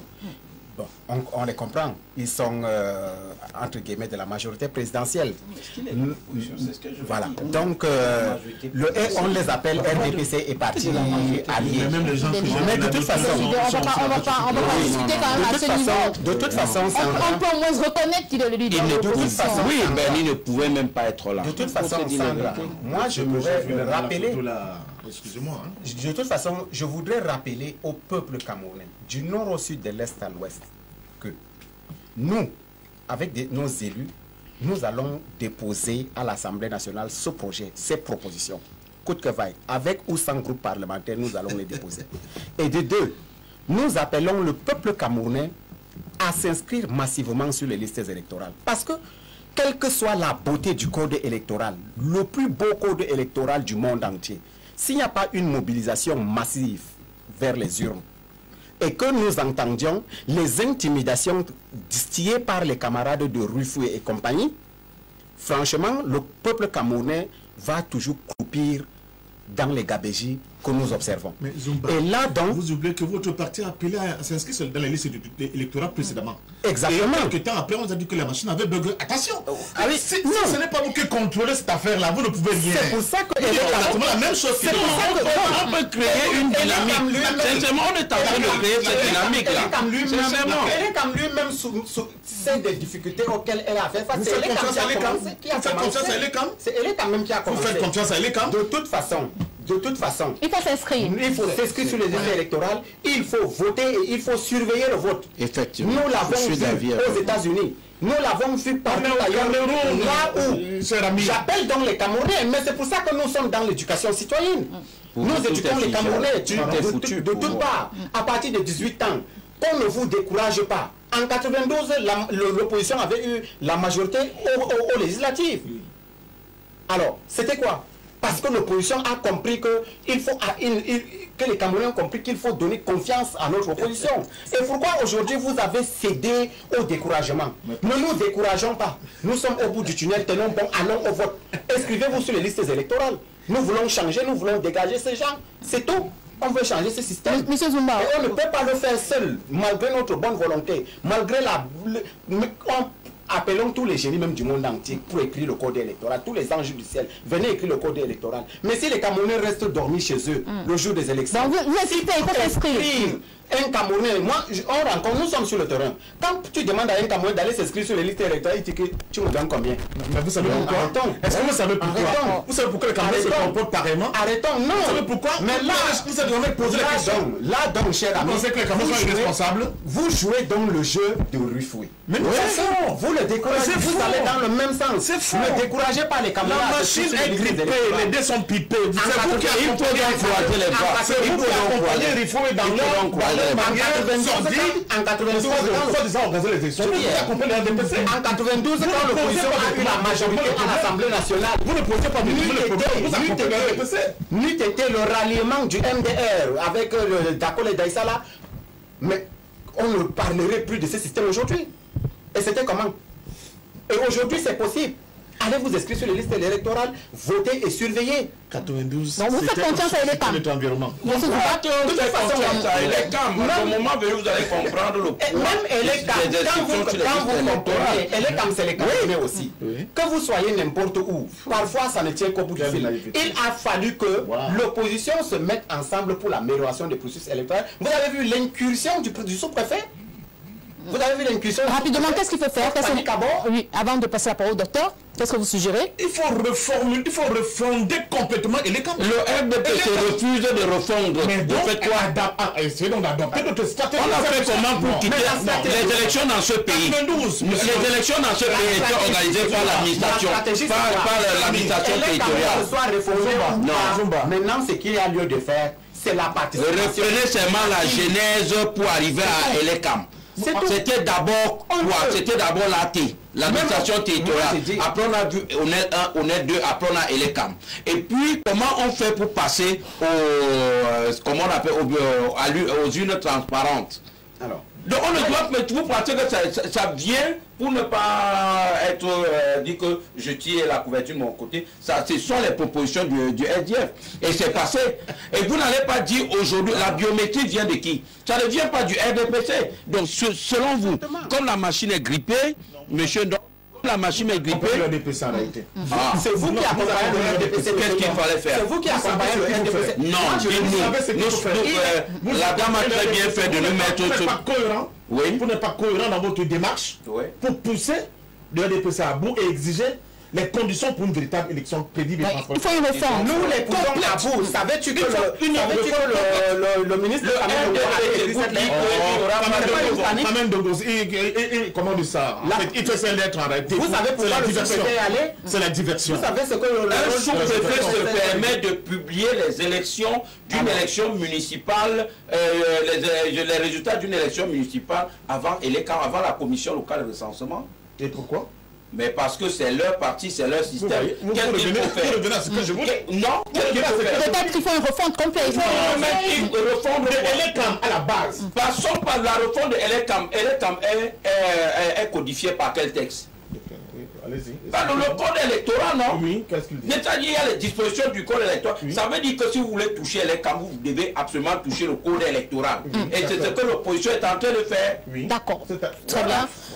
On va avancer, s'il vous plaît, on a aussi les téléspectateurs. Oui, on va avancer, maître Lodjo Achille, le permettre également au docteur Patrick Rifoué de se prononcer sur cette question. Il sait bien que bon. C'est une tempête dans un Vous voyez donc que même au sein de l'opposition, vous n'arrivez pas à vous entendre. Et vous voulez faire face à la machine RDPC. Vous voyez que Patient donc parle de refonte complète. Il faut mettre tout ça dans la... Il représente quel parti? Attends, non, c'est un vieux briscard. Non, je dis qu'il faut qu'on se comprenne. Ce n'est pas dans un sens de moquer. Je vais dire, sur ce plateau, je vois le RDPC, je vois le PCN, je vois le SDF. Je n'ai pas vu, c'est pourquoi depuis je demande si son nom... Je suis un citoyen camerounais, je n'ai pas d'homme intéressé. Voilà, donc sur ce plateau, il y a deux partis d'opposition.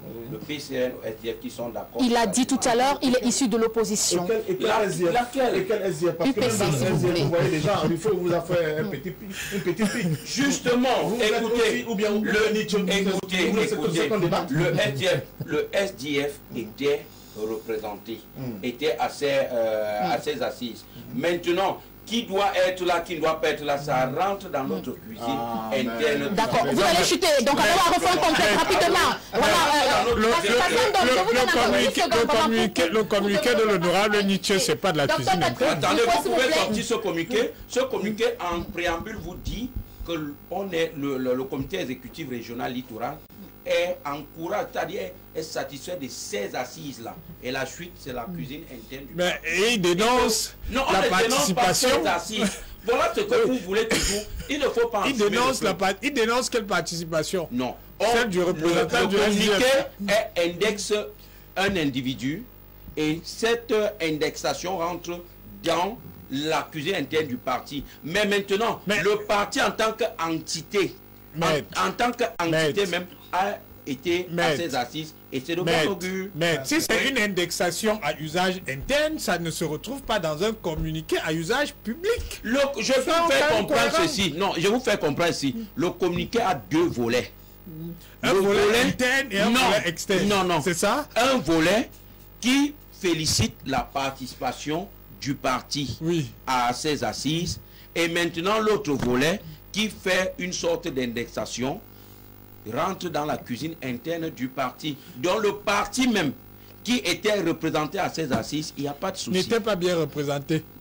D'accord. Est bien représenté ou pas, c'est notre cuisine interne. C'est ça. Bon. Ok. Permettez-nous, on va lire quelques réactions et passer la parole au docteur Patrick Rifoué. On prend le message de Madame Vicky Kett qui dit que le code électoral doit être rédigé avec les méthodologies efficaces qui permettent aux populations de voter dans les circonstances adéquates, favorables à l'honnêteté. Bonsoir Sandra Péniel, d'accord avec Patient Ndom, Elecam n'a plus sa place au Cameroun. S'il vous plaît, laissons le passé. Paul Biya remporter les élections. Maître Lodjo pouvait continuer à pleurer. Odile Mas. S'il vous plaît, on va continuer à lire des messages. Un autre message encore. On s'adresse à Maître Lodjo. Vous n'êtes pas prêt à revendiquer. Oh là là. Oh là là. Les amis du docteur sont prêts aujourd'hui. Hein? Bonsoir à tous. L'hypocrisie des sardinards. Hier, Cabral était du RDPC. Aujourd'hui, c'est un bon opposant. Cette initiative est ouverte aux acteurs de la société civile et des partis politiques. Donc, vous n'êtes pas convié, Monsieur Patient Ndom. Non, je ne suis pas convié, ça dit quoi? Bon, bref. Je suis Mbe Tchenya. Il faudrait que Elekam soit composé des présidents des partis politiques pour la vraie politique démocratique. Bonsoir Sandra. Si cette réunion des leaders de l'opposition ne mettait pas le régime mal, pourquoi le sous-préfet a-t-il fait éruption dans la salle de réunion? Bonsoir à tous, vous parlez très bien, Monsieur Zumba. Merci de représenter valablement le PCRN. Vous méritez d'être député dans ce pays. Vous parlez très bien, patient d'homme. Vous buvez quelle bière, voilà. Mais, oh, d'accord, après, vous allez payer la facture. Salut à vous, madame. Vous gérez bien votre plateau. Les panélistes sont plutôt calmes. Je suis très édifiée pour une... D'accord, Michael, merci beaucoup. Bonsoir à tous. J'ai l'impression que Maître Lejo agit sous le coup de Joshua aussi. Vous appartenez à quel camp concrètement? Au SDF, il n'y a pas de camp. Le SDF, c'est un SDF des années 92 qui doit renaître de ses cendres par la commission Action. D'accord, très bien. Merci beaucoup, Dr Patrick Rifoé. Vous parlez bien. Ces opposants sont des mangeurs de beignets. Cela ne va servir à rien. Alors, le code électoral actuel, s'il vous plaît, on va avancer. On a moins de 30 minutes encore à passer avec nos téléspectateurs. Le code électoral actuel a été adopté le 13 avril 2012. Est-ce qu'il vous pose problème? Écoutez, au RDPC, nous n'avons fondamentalement rien contre une amélioration du code électoral. Mais avant de répondre à votre question, je voudrais revenir sur un certain nombre de déclarations qui ont été faites. Je commence par celle de M. Passiandom, qui allègue que Elekam serait un comité de base du RDPC.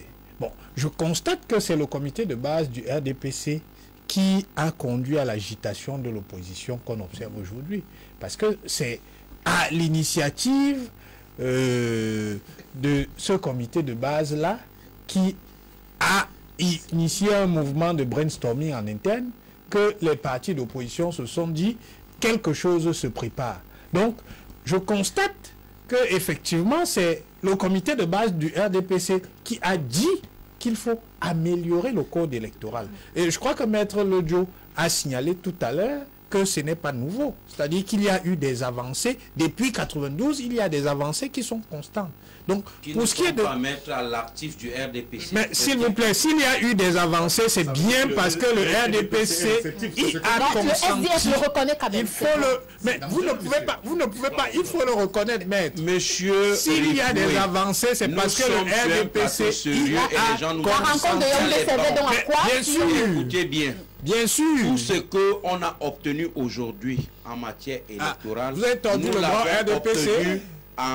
Pardon? Vous avez tordu le bras RDPC. Vous avez fait des propositions. C'est ce que je veux dire. Non, ce n'est pas vrai. Le RDPC a toujours été mis dos au mur. Je dis, ce n'est absolument RDPC pas. n'a jamais rien Ce n'est absolument de bon gré. Ce n'est absolument. Il faut toujours des pressions. Ce n'est absolument pas vrai. Avec la rencontre du 1er avril, ce n'est qu'un début. Puisqu'après ça, le véritable débat, je veux dire la véritable bataille, ce n'est pas vrai. Celle qui se passera au Parlement. Et c'est là qu'on verra le travail du lobby. Ce que vous dites n'est pas exact. Donc, effectivement, si ce que Maître Passiandom dit est vrai, on constate que c'est à l'initiative d'un comité de base du RDPC que l'opposition se réunit aujourd'hui. Non. Soyons sérieux, soyons sérieux, soyons conséquents. Je vais vous mettre simplement en face de vos contradictions. Autre chose que j'ai entendu ici, la majorité silencieuse. La majorité silencieuse, c'est ce qu'on appelle une catégorie de papier. C'est-à-dire que quand on est en difficulté, on invoque la majorité silencieuse parce que dans les urnes, parce que dans la rue, on est incapable de mobiliser. Je rappelle que celui qui a parlé de majorité silencieuse a reconnu implicitement la faiblesse de l'opposition. L'opposition est faible. Et donc, il s'agit d'une alliance de canards boiteux. C'est ce qu'il nous a dit. Les faibles, même en se réunissant, peuvent devenir forts. Je le conçois, hein, ça peut arriver, effectivement. Mais la situation actuelle, c'est que l'opposition est faible. Et je voudrais indiquer une chose très simple. Lors des dernières élections législatives et municipales, l'opposition a été incapable d'avoir des représentants dans tous les bureaux de vote. C'est un fait concret. L'opposition a été incapable d'avoir un candidat, je crois, dans 37 circonscriptions. Ça, Donc, c'est faux. Si. Ça, c'est faux. Si. Quand vous dites Si. l'opposition, ça veut dire que c'est une entité. Mais Il faut qu'on se comprenne. N'essayez pas d'enfumer. Non, non, non, je dis tout. Si on dit, écoutez, laissez-moi si vous développer, allez ça en ne termes sert à de rien, coalition, ça ne et on sert- vous dit que l'opposition est Maître, représentée par telle personne, alors vous là, me laissez- les maître, moyens seraient vous me laissez, conséquents. maître, Vous ne vous me pouvez laissez- pas dire, non, vous me laissez développer. Vous pouvez encore Au dire, moment où on je allait aux préfère qu'on dise élections, que les le partis parti que je politiques, représente ou alors ici ceux, les partis politiques était qui étaient certain aux d'avoir élections. 37 députés. Parce que quand vous dites Parce qu'il n'y avait pas de l'opposition, concurrent. il y a les partis C'est un politiques de fait. l'opposition qui n'étaient pas en course. Hein. Mais- Mais quand vous dites Maître, l'opposition, Maître, pour globaliser, je parle- ça c'est pour enfumer. Maître, Parce que je parle- dans l'opposition, il y a les partis politiques de l'opposition qui n'étaient pas en Maître, course. je parle de fait. Que ces Dans son- partis aient été en course ou pas, au moment où on allait aux élections, il y a 37 circonscriptions dans lesquelles il n'y avait pas un seul candidat de l'opposition. Donc nous, on partait aux législatives en sachant qu'on a déjà 37 députés. Donc, je ne sache pas que la modification du code électoral changera ces éléments-là. Je ne sache pas qu'elle permettra à l'opposition d'avoir des candidats dans ces circonscriptions-là. Je ne sache pas qu'une modification du code électoral permettra à l'opposition d'avoir des scrutateurs dans tous les bureaux de vote. Ça, Parce c'est un que jugement c'est bien beau. prématuré, Non, c'est monsieur un fait. Rufoué. C'est un fait. C'est un jugement Votre prématuré. parti avec combien de scrutateurs lors des dernières élections? J'ai cru comprendre C'est un fait. monsieur Rifoué, Non. vous avez dit sur ce Mais plateau aujourd'hui que vous laissez-moi- ne vous laissez-moi occupez pas développer, de s'il vous plaît. conjectures. D'accord. Mais- Vous ne vous Mais- sera fait l'avenir de cette union, Mais- mais vous vous prononcez déjà sur Laissez-moi- ce que ça peut mais arriver. Non, permettez que- Maître Le Dieu, s'il vous plaît, il est Maître- encore dans son temps de parole. Mais Voilà, il est en train de- Mais divaguer, permettez là. que j'aille au bout de mon Vas-y, raisonnement. vas-y. Ensuite, vous pourrez le qualifier de divagation si vous voulez. D'ailleurs, je pense que les téléspectateurs qui nous suivent ont constaté que même sur ce plateau, l'opposition a de la peine, et je l'avais indiqué dans mon propos liminaire, toujours l'opposition a de la candidat. peine à se mettre d'accord sur un certain nombre de choses. L'opposition, Donc, c'est qui sur Il faut ce de la plateau? sincérité parmi ces Mais leaders. L'opposition, Mais c'est qui sur parce ce que- plateau? C'est le PCL sur le SDF. Nous Non. sommes Moi, jamais opposés. Moi, je considère Je parle bien de l'opposition. Il a dit lui-même, il est un Oui, je ne refuse pas sa qualité d'opposition. qu'est-ce que vous voulez? D'opposant. Je dis bien partie les de opposants co-signataires de ce communiqué sont le PCL. Vous êtes le deuxième. Voilà, deuxième. Vous êtes de l'opposition. J'ai Vous toujours, ne le connaissez pas. la parole. Vous ne hein. le connaissez pas. S'il vous plaît. Vous êtes de l'opposition qui a signé le document. Donc, Il ne faut pas qu'on aille non, dans tous les sens. s'il vous C'est plaît, ça sa s'il vous plaît, préoccupation. j'ai encore... Il est de l'opposition. Je n'ai pas Mais terminé. il n'est pas de l'opposition qui a signé le document. Je n'ai pas terminé. Je n'ai pas, Après je n'ai aussi, pas- je n'ai pas- oui. je n'ai pas terminé mon développement. Allons-y rapidement, Donc, docteur. j'indique par ces quelques faits-là qu'il ne faut pas abuser les Camerounais. Le RDPC n'est pas opposé à une amélioration du code électoral. Restez donc vous observez. S'il vous plaît, s'il vous Restez plaît, donc vous observez. s'il vous plaît, Docteur Patrick, je suis invité, s'il vous allez-y, plaît. allez-y. Je suis Nous avons invité encore ici. 30 secondes, allez-y. Voilà. Je suis invité ici comme membre du RDPC. Avec les interférences, là, vous me permettrez d'avoir 30 secondes en plus Oui, sur les allez-y. 30 que vous me Prends ton concédez. Non, 45 secondes, c'est bon. Ok, allez-y. merci. Donc, ce que je dis, c'est que nous n'avons rien contre le fait que les opposants se réunissent et qu'ils fassent des propositions.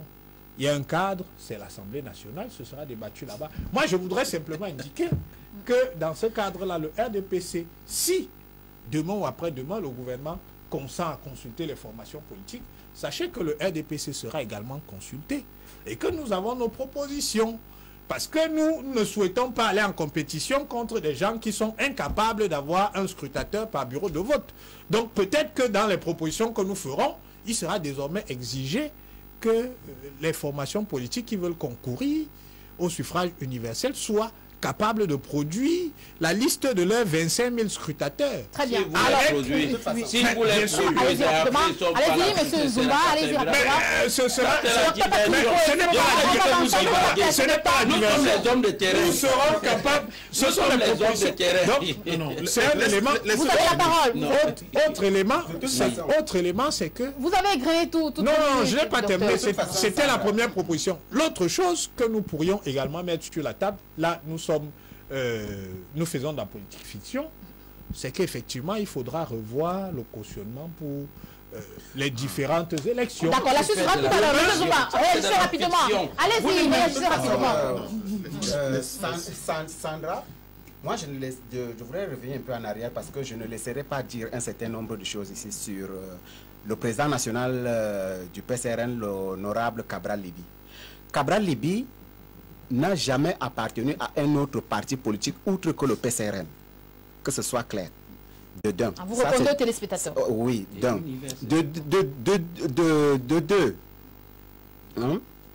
Que l'on dise que le PCRN, on ne sait pas s'il est du RDPC. Le PCRN, c'est le PCRN. C'est le parti camerounais pour la réconciliation nationale. Avant le PCRN, et la réconciliation nationale, ça concerne tout le monde, tous les Camerounais. Et avec la déchirure du pays actuel, que vous soyez de n'importe quel parti, vous avez besoin de la réconciliation nationale.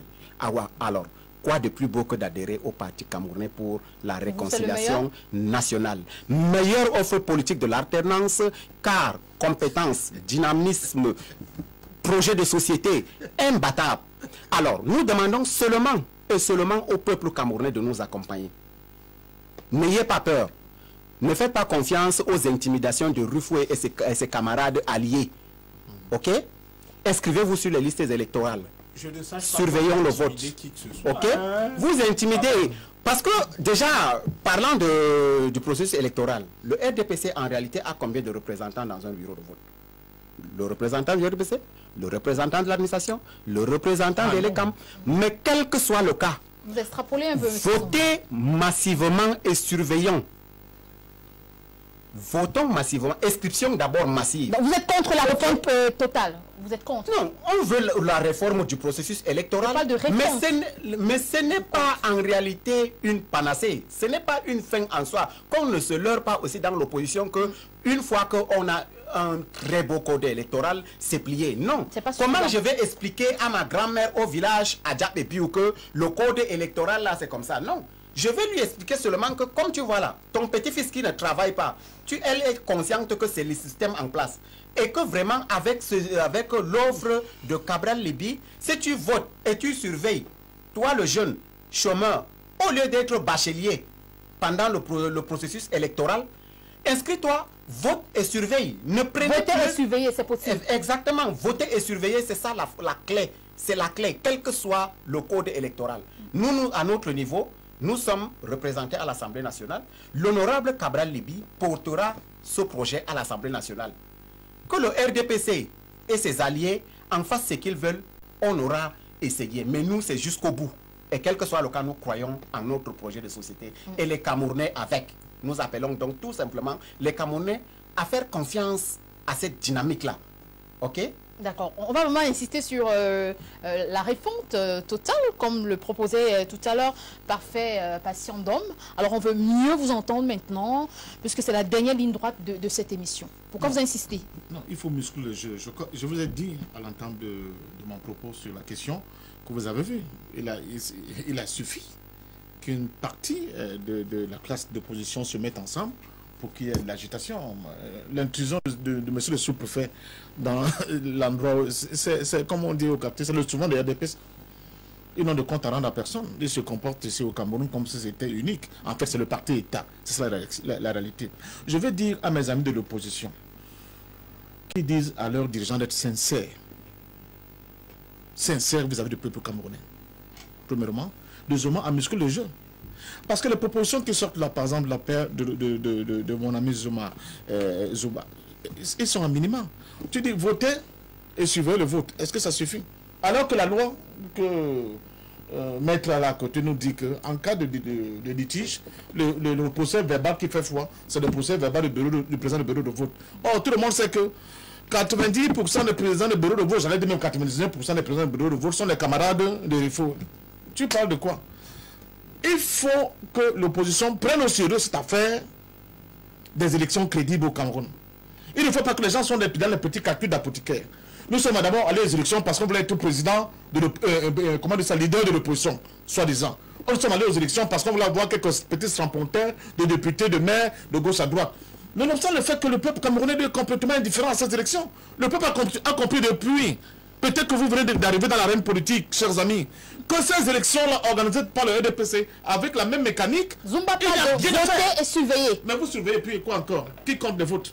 Comme disait quelqu'un, ce qui est important dans le processus d'élection, ce n'est pas celui qui vote. C'est voir les Mais chefs. c'est celui qui compte les votes, qui va compter les votes. C'est pas vous, vous n'êtes même plus là. Moi, je pense On a vu que des situations, toi-même. Attends une seconde, tu vas prendre la parole. s'il te plaît. doit vraiment, au lieu de te cacher, prendre la carte du RDPC une fois. Parce que Ah c'est bon? que vous jouez. Il est du RDPC? Il joue le jeu et ça ne favorise que qui? Le RDPC? Ce qui est dommage, ce qui est dommage, disons la vérité au ce peuple qui est camerounais. dommage, ce qui est c'est dommage, connu, monsieur, quand même. monsieur, vous ne me connaissez peut-être pas.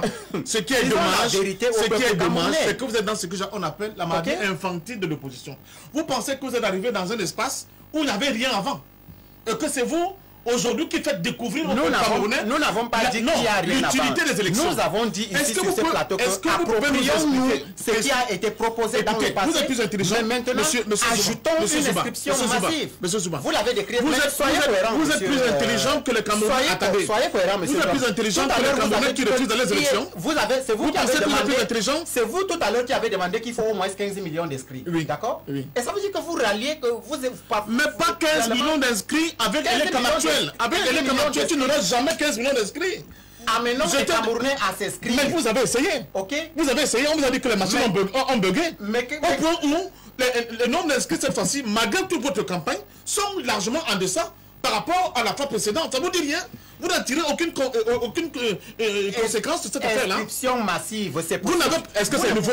Est-ce que cette campagne, la campagne de PCRN, attendez, la campagne de PCRN par rapport aux inscriptions massives, elle est nouvelle? Elle est quand même en parle, non? Mais quand vous elle est quand même avait mis les affiches partout, venez vous inscrire. Quand elle savait ce qu'ils faisaient en dessous. Vous donc, à l'UPC, quand vous avez, vous voulez 15 millions, quelle est la politique que vous avez mis sur pied pour avoir donc vos 15 millions? Revenons à la base. Quelle est la politique? Éduquons. Vous seulement, vous dites seulement que je veux 15 millions, mais en attendant, il faut j'ai été content tout à l'heure quand vous avez parlé de la mobilisation d'organisation que vous avez, l'implantation de votre parti. Implantez votre parti. Éduquez votre parti. Éduquons tous les Camerounais, ce n'est pas seulement ceux de nos militants. Excusez-moi, comment vous êtes comme ça? Je vous écoute quand vous parlez. Éduquez les citoyens à travers votre parti, n'est-ce pas? Organisez les Camerounais pour qu'on crée enfin une masse critique qui sera capable de revendiquer. Pour l'instant, ce que vous faites, vous êtes là, vous ne pouvez pas bousculer le RDPC. Et Rifo vous l'a dit, et il le démontre à suffisance. Il n'y a aucun parti parmi les vôtres qui a un groupe parlementaire. Vous allez compter seulement sur l'intelligence de vos leaders pour imposer cela à l'ordre du jour de l'Assemblée nationale. Ils vont vous dire que c'est impossible. Vous allez faire quoi? Qu'est-ce que vous allez faire concrètement? Donc je continue de vous dire que l'initiative est belle. Elle est d'autant plus belle que sur le plan symbolique, on a vu qu'il a suffi. Il a tout simplement suffi que quelques membres de l'opposition se réunissent pour que le parti au pouvoir commence à s'agiter.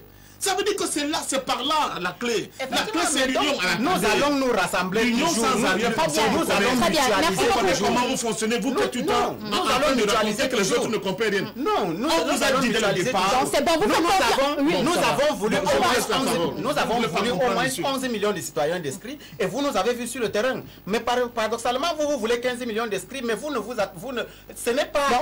Il faut faire inscrire les Camerounais. Ok? Si les Camerounais viennent s'inscrire massivement et participent au vote, on n'a pas besoin de Camerounais qui s'inscrivent parfois qui ne partent pas voter. Non. Regardez même dans les 6 millions qui étaient inscrits. Regardez le taux d'abstention. D'accord. Okay? Quand vous voyez, on vous dit de fermer les bars. Quand vous dit de fermer les bars, posez-vous la question pourquoi? Posez-vous pourquoi les Camerounais ne se battent pas pour que le problème de changement. Posez-vous la question. Pourquoi ces Camerounais sont indifférents par rapport à ce processus? N'écoutez donc pas, chers Camerounais, le discours de Ndom et de Rufoué. Écoutez la mutualisation du SDF, du PCRN et des autres qui étaient là alliés. Regardez comment eux-mêmes ils tremblent. Regardez, quand on est ensemble, ils tremblent. Nous ne parlons pas de candidature unique d'abord, mais pour le temps. Quand nous sommes unis, le peuple nous regarde. Et pour le peuple camerounais, accompagnez-nous. Inscrivez-vous. Nous sommes en train de faire notre travail. Nous en avons marre. Il faut la tenance de ce pays. Très bien. Nous ne voulons Merci plus beaucoup. gâcher l'avenir de nos enfants. Vous avez égrené le temps de parole de Pafendom. Oui. Il faut les Monsieur Zoubam, s'il vous plaît, on n'a plus le temps. Dans 10 minutes, on va conclure l'émission. Je vous accorde 30 secondes pour chuter rapidement. sur cette question. Vous ne faites pas confiance à Elekam? Non, pas du tout. Il faut oublier. Je tiens à dire à mon ami Zumba que nous ne sommes pas opposés. Ne répondez pas, Zumba, puisqu'on n'a plus de temps. Non, parce qu'il vient d'une zone qui m'est chère, par exemple, la zone de Figuire, que je connais très bien. Vous comprenez? Il faut qu'on change complètement de manière de faire. L'opposition jusqu'ici, surtout celle qui est dans les assemblées, les mairies, n'a fait qu'accompagner le RDPC. Il faut changer complètement de méthode de travail, de paradigme, pour espérer créer une véritable masse critique qui va obliger enfin le RDPC à venir sur une table de négociation. C'est ce que nous réclamions lors du grand dialogue national que nous avons appelé un dialogue national inclusif que le RDPC a détourné. Pour qu'au moins on mette à terre qu'il y ait un consensus républicain sur ces éléments clés, n'est-ce pas, de notre vivre ensemble. Sinon, on ne serait que de cet accompagnateur de RDPC. D'accord, très bien. Depuis la présidentielle. Et c'est ce qu'on constate, malheureusement. D'accord. Nous allons lire des réactions SMS et WhatsApp également, faire un dernier tour de table et conclure cette émission. Bonsoir à vous, madame. Je trouve très pertinent le militant du SDF sur votre plateau. Merci pour votre message, notre réaction. Il n'y aura jamais match tant que le RDPC en face des associations tribales. Il n'y aura jamais match tant que le RDPC a en face des associations tribales. Nous sommes en démocratie. On ne peut pas obliger les Camerounais à s'inscrire. On fera toujours avec le nombre d'électeurs possible. C'est M. Tan qui envoie ce message. Bonsoir le plateau. Il faut de la sincérité parmi ces leaders politiques de l'opposition. En 92, l'opposition a gagné parce que c'était tout le peuple qui était debout pour chasser le RDPC. Aujourd'hui, les choses ont changé. Les leaders de l'opposition ont pensé seulement à leur ventre. Alors, quand vous dites qu'en 92, l'opposition a gagné, je ne sais pas de quelle élection vous parlez. Bonsoir à tous, excellent panel, parfaite modération des débats, encouragement à monsieur Parfendom, et pour moi, il est le seul analyste bien structuré en Afrique. Valérie Noël depuis Paris, merci pour votre message. Il faut une refonte complète et totale de l'ECAM. Je ne fais pas confiance, c'est la preuve que le PCRN est complice avec le RDPC. Bonsoir à tous, le PCN est une mangeoire. Non, non, non. Bonsoir, vous voulez... S'il vous plaît, on ne peut pas enlever Paul Biya du pouvoir. Lucio de la cité, c'est qui envoie ce message. On va retrouver une autre réaction WhatsApp. Bonsoir Sandra, vous pouvez boire une bonne tasse de lait ce soir, docteur Ifoué. Laissez les opposants s'embrouiller sur le plateau. Ils ne parviennent pas à s'entendre. Et c'est le nom Guy qu'ils veulent enlever à Etoudi. Bonsoir à tout le plateau, merci monsieur Ndom. Le RDPC et le PCRN nous embrouillent, n'ont rien à nous proposer car ils savent que le code électoral est faussé d'avance. Bonsoir, quelle galanterie, chers hommes. Vous respectez cette femme, je vous trouve beaucoup calme. D'accord. Bonsoir au panel, très bon débat. Quelle naïveté du PCRN, mon Dieu, après le vote massif qui proclame les résultats, qui contrôle les commissions de recensement et de centralisation des votes. En 92, les Camerounais n'ont pas voté en masse. Qu'est-ce qui s'est passé? Il faut un système électoral consensuel ici d'une concertation de tous les acteurs. Ce régime ne le permettra jamais étant donné que sa survie depuis 40 ans est basée sur les fraudes massives. Très bonne émission. C'est Jean depuis N'Djamena qui nous envoie ce message. On en profite d'ailleurs pour saluer Frédéric Mountome et Guy Landry Sioué au Tchad dans ce moment. Bonsoir à vous. La rencontre des partis politiques de l'opposition est à saluer, mais cependant cette opposition n'a pas la majorité aux deux parlements et ne gère aucune institution au Cameroun. Je ne suis pas d'accord avec le militant du RDPC. Le parti qui est le plus crédible au Cameroun, c'est le PCRN. Merci à vous, monsieur Nzumba, et longue vie à vous.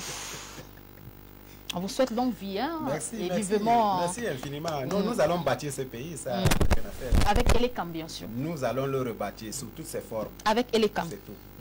Avec ou sans Elekam, nous allons rebâtir ce pays. Nous allons reconstruire ce pays, c'est tout.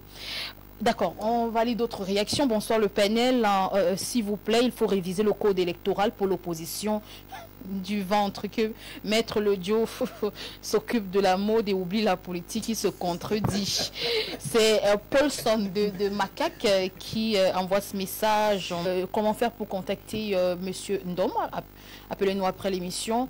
Si les opposants peuvent s'unir pour un code électoral consensuel, on comprendra que les opposants deviennent des vrais opposants.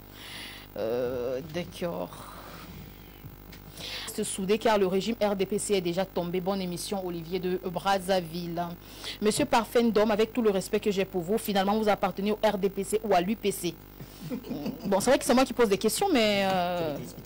c'est vous qui posez la question? C'est moi qui pose, mais c'est le téléspectateur qui vous pose la question. Finalement, RDPC ou UPC, vous pouvez répondre rapidement. Mais vous êtes opposant? Ignorer ma trajectoire. Je combats le RDPC depuis 30 ans et je combats aussi les partis qui accompagnent le RDPC, n'est-ce pas, dans sa forfaiture vis-à-vis du peuple camerounais. Vous combattez le RDPC? Bien sûr. Depuis plus de 30 ans? Plus de 30 ans, je suis UPCiste, monsieur. D'accord, très bien. Bonsoir Sandra, très belle émission, merci beaucoup à vous. On va prendre peut-être deux derniers, s'il vous plaît. Je suis étonné que le monsieur du PC, s'il vous plaît, Maître Le Joe, on va partir bientôt. Je suis étonné que le monsieur du PCRN dise qu'il faut aller... je comprends pas. Bonsoir à vous, madame. Je fais confiance uniquement au RDPC. Après Paul Biya, c'est le virage. Oh là là. L'opposition camerounaise ne se contente qu'au ventre. Cabral Libi, avant d'être député, était constant. Aujourd'hui, on ne le reconnaît plus. Non, le débat sur les personnes n'est pas accepté. Candidat unique et affronter le candidat du RDPC. En quelques secondes, en 1 minute par là. Rester unis, tout simplement. Il faut préciser aux téléspectateurs que pour le moment, l'initiative du 1er avril, ce n'est pas une coalition pour les questions pour ces partis politiques. Je dis tout simplement aujourd'hui, le code électoral, voilà tout. Et chaque élecam, tout. Mais vous ne pouvez pas changer élecam. Je suis d'avis avec lui. Vous ne pouvez pas tout changer l'élecam sans toucher le code électoral. Puisque le code électoral, je veux dire, l'élecam est régi par le titre 2 du code électoral.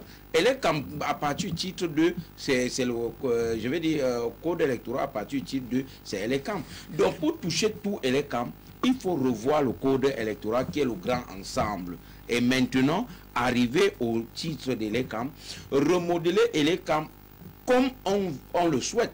Donc vous ne pouvez pas dire qu'il faut toucher l'élecam dans son entièreté et dire que l'initiative relativement au code électoral n'est pas la bienvenue. D'accord, sur ma question rapidement, les chances de l'opposition. Non, nous saluons cette initiative et nous pensons tout simplement que c'est de bon augure.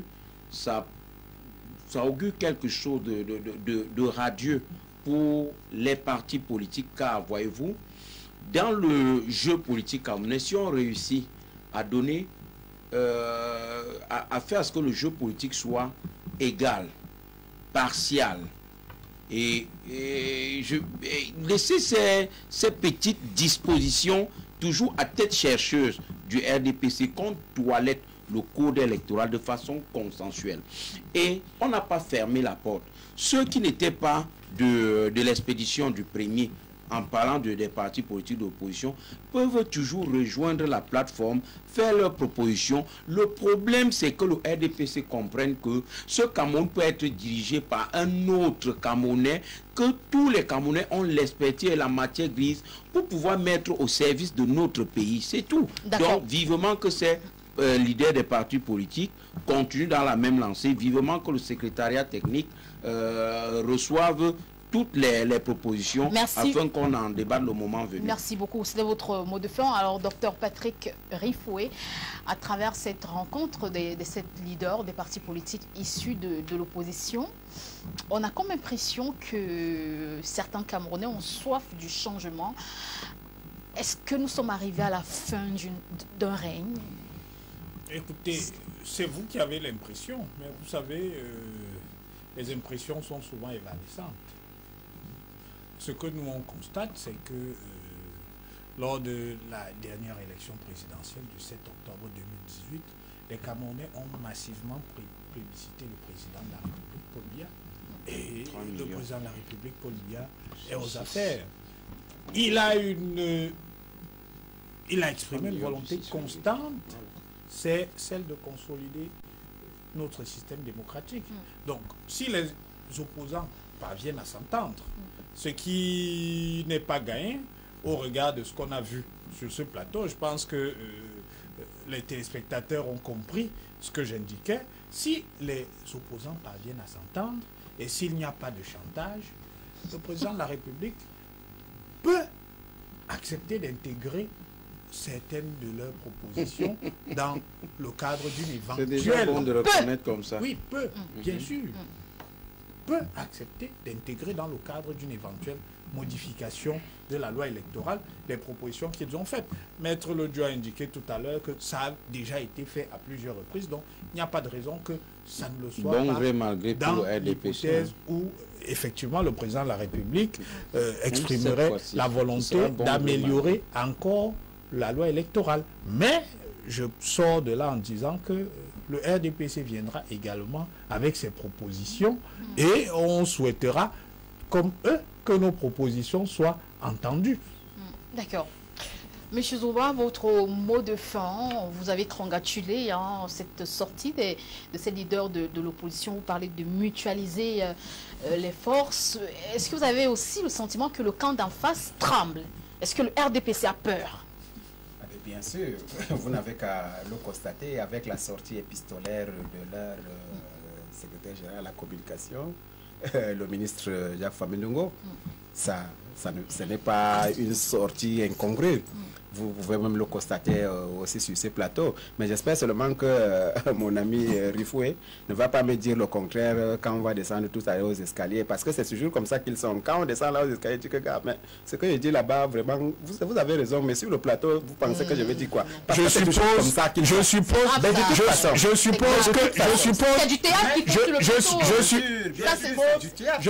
que là, vous faites allusion au comportement habituel du communicant. Je suppose que vous faites allusion au comportement habituel du militant du PCRN. Ok? Ils ne croient même pas en leur propre idéologie. Ils ont peur. Donc en off, ils vous donnent raison. Et en off, ils nous ont toujours donné raison. Et ils sont même toujours les premiers à nous dire vraiment, on admire votre courage. Tu sais, là où nous sommes là, si on ose parler, on va nous écraser. Voilà ce qu'ils disent. Et il faut que, bien sûr, il faut donc que le président même de la République doit même savoir que c'est-à-dire, ça ne tient que sur de l'argile. Et si vraiment il est temps pour lui, lui-même il le sait, le Kodengui est fait de qui? Ok? C'est la trahison. Et là, vraiment qu'il sorte par la grande porte et qu'il parte. Merci beaucoup. Alors, qu'il libère. Et effectivement, on a plus le PCRN, nous voulons accéder aux affaires en passant par les urnes. Très bien. Il n'y a pas une autre méthode. Camerounais, inscrivez-vous sur les listes électorales et votons massivement. Ce n'est pas de la naïveté. Et c'est la réalité. Demain, vous nous donnerez raison que vraiment, s'il savait, je m'étais inscrit. C'est entendu. Merci beaucoup. Merci. Vraiment, en 30 secondes, les champs de proposition, finalement, pour obtenir un consensuel. Qu'ils commencent d'abord par être sincères vis-à-vis d'eux-mêmes et de leurs militants. Nous avons vu comment la plupart de ces dirigeants de l'opposition n'ont fait qu'accompagner le RDPC dans sa politique de confiscation des droits vis-à-vis de l'autre Camerounais. Vous avez écouté Patrick Rufoué. Il nous présente carrément le président Paul Biya comme un dieu, comme l'alpha et l'oméga de tout. Il ne considérait pas le président Paul Biya comme un simple citoyen à qui le peuple a confié, ou bien une partie du peuple d'ailleurs, n'est-ce pas, la destinée de notre pays, premièrement. Deuxièmement, il faut que cette opposition-là sache qu'il faut qu'elle redonne confiance au peuple et que de nouveau, qu'elle puisse avoir confiance à ce peuple-là. Parce que sinon, ce qu'on a vu depuis un certain temps, c'est que les gens se battent pour être députés, pour faire allégeance à M. Cavaillé, pour être soi-disant leader de l'opposition. Très bien, on va pas avec des règles complètement qui ne permettent pas qu'il puisse avoir une véritable compétition politique dans notre pays. On va pas refaire le débat. Merci beaucoup à tous les 4 invités qui ont répondu présents afin d'édifier les téléspectateurs. On se retrouve demain, s'il plaît à Dieu, lorsqu'il sera à 21h. Restons en compagnie de nos programmes. Infiniment merci à M. Titi Mbaké, Valérie Tepek qui ont assuré la réalisation de cette émission. Portez-vous bien.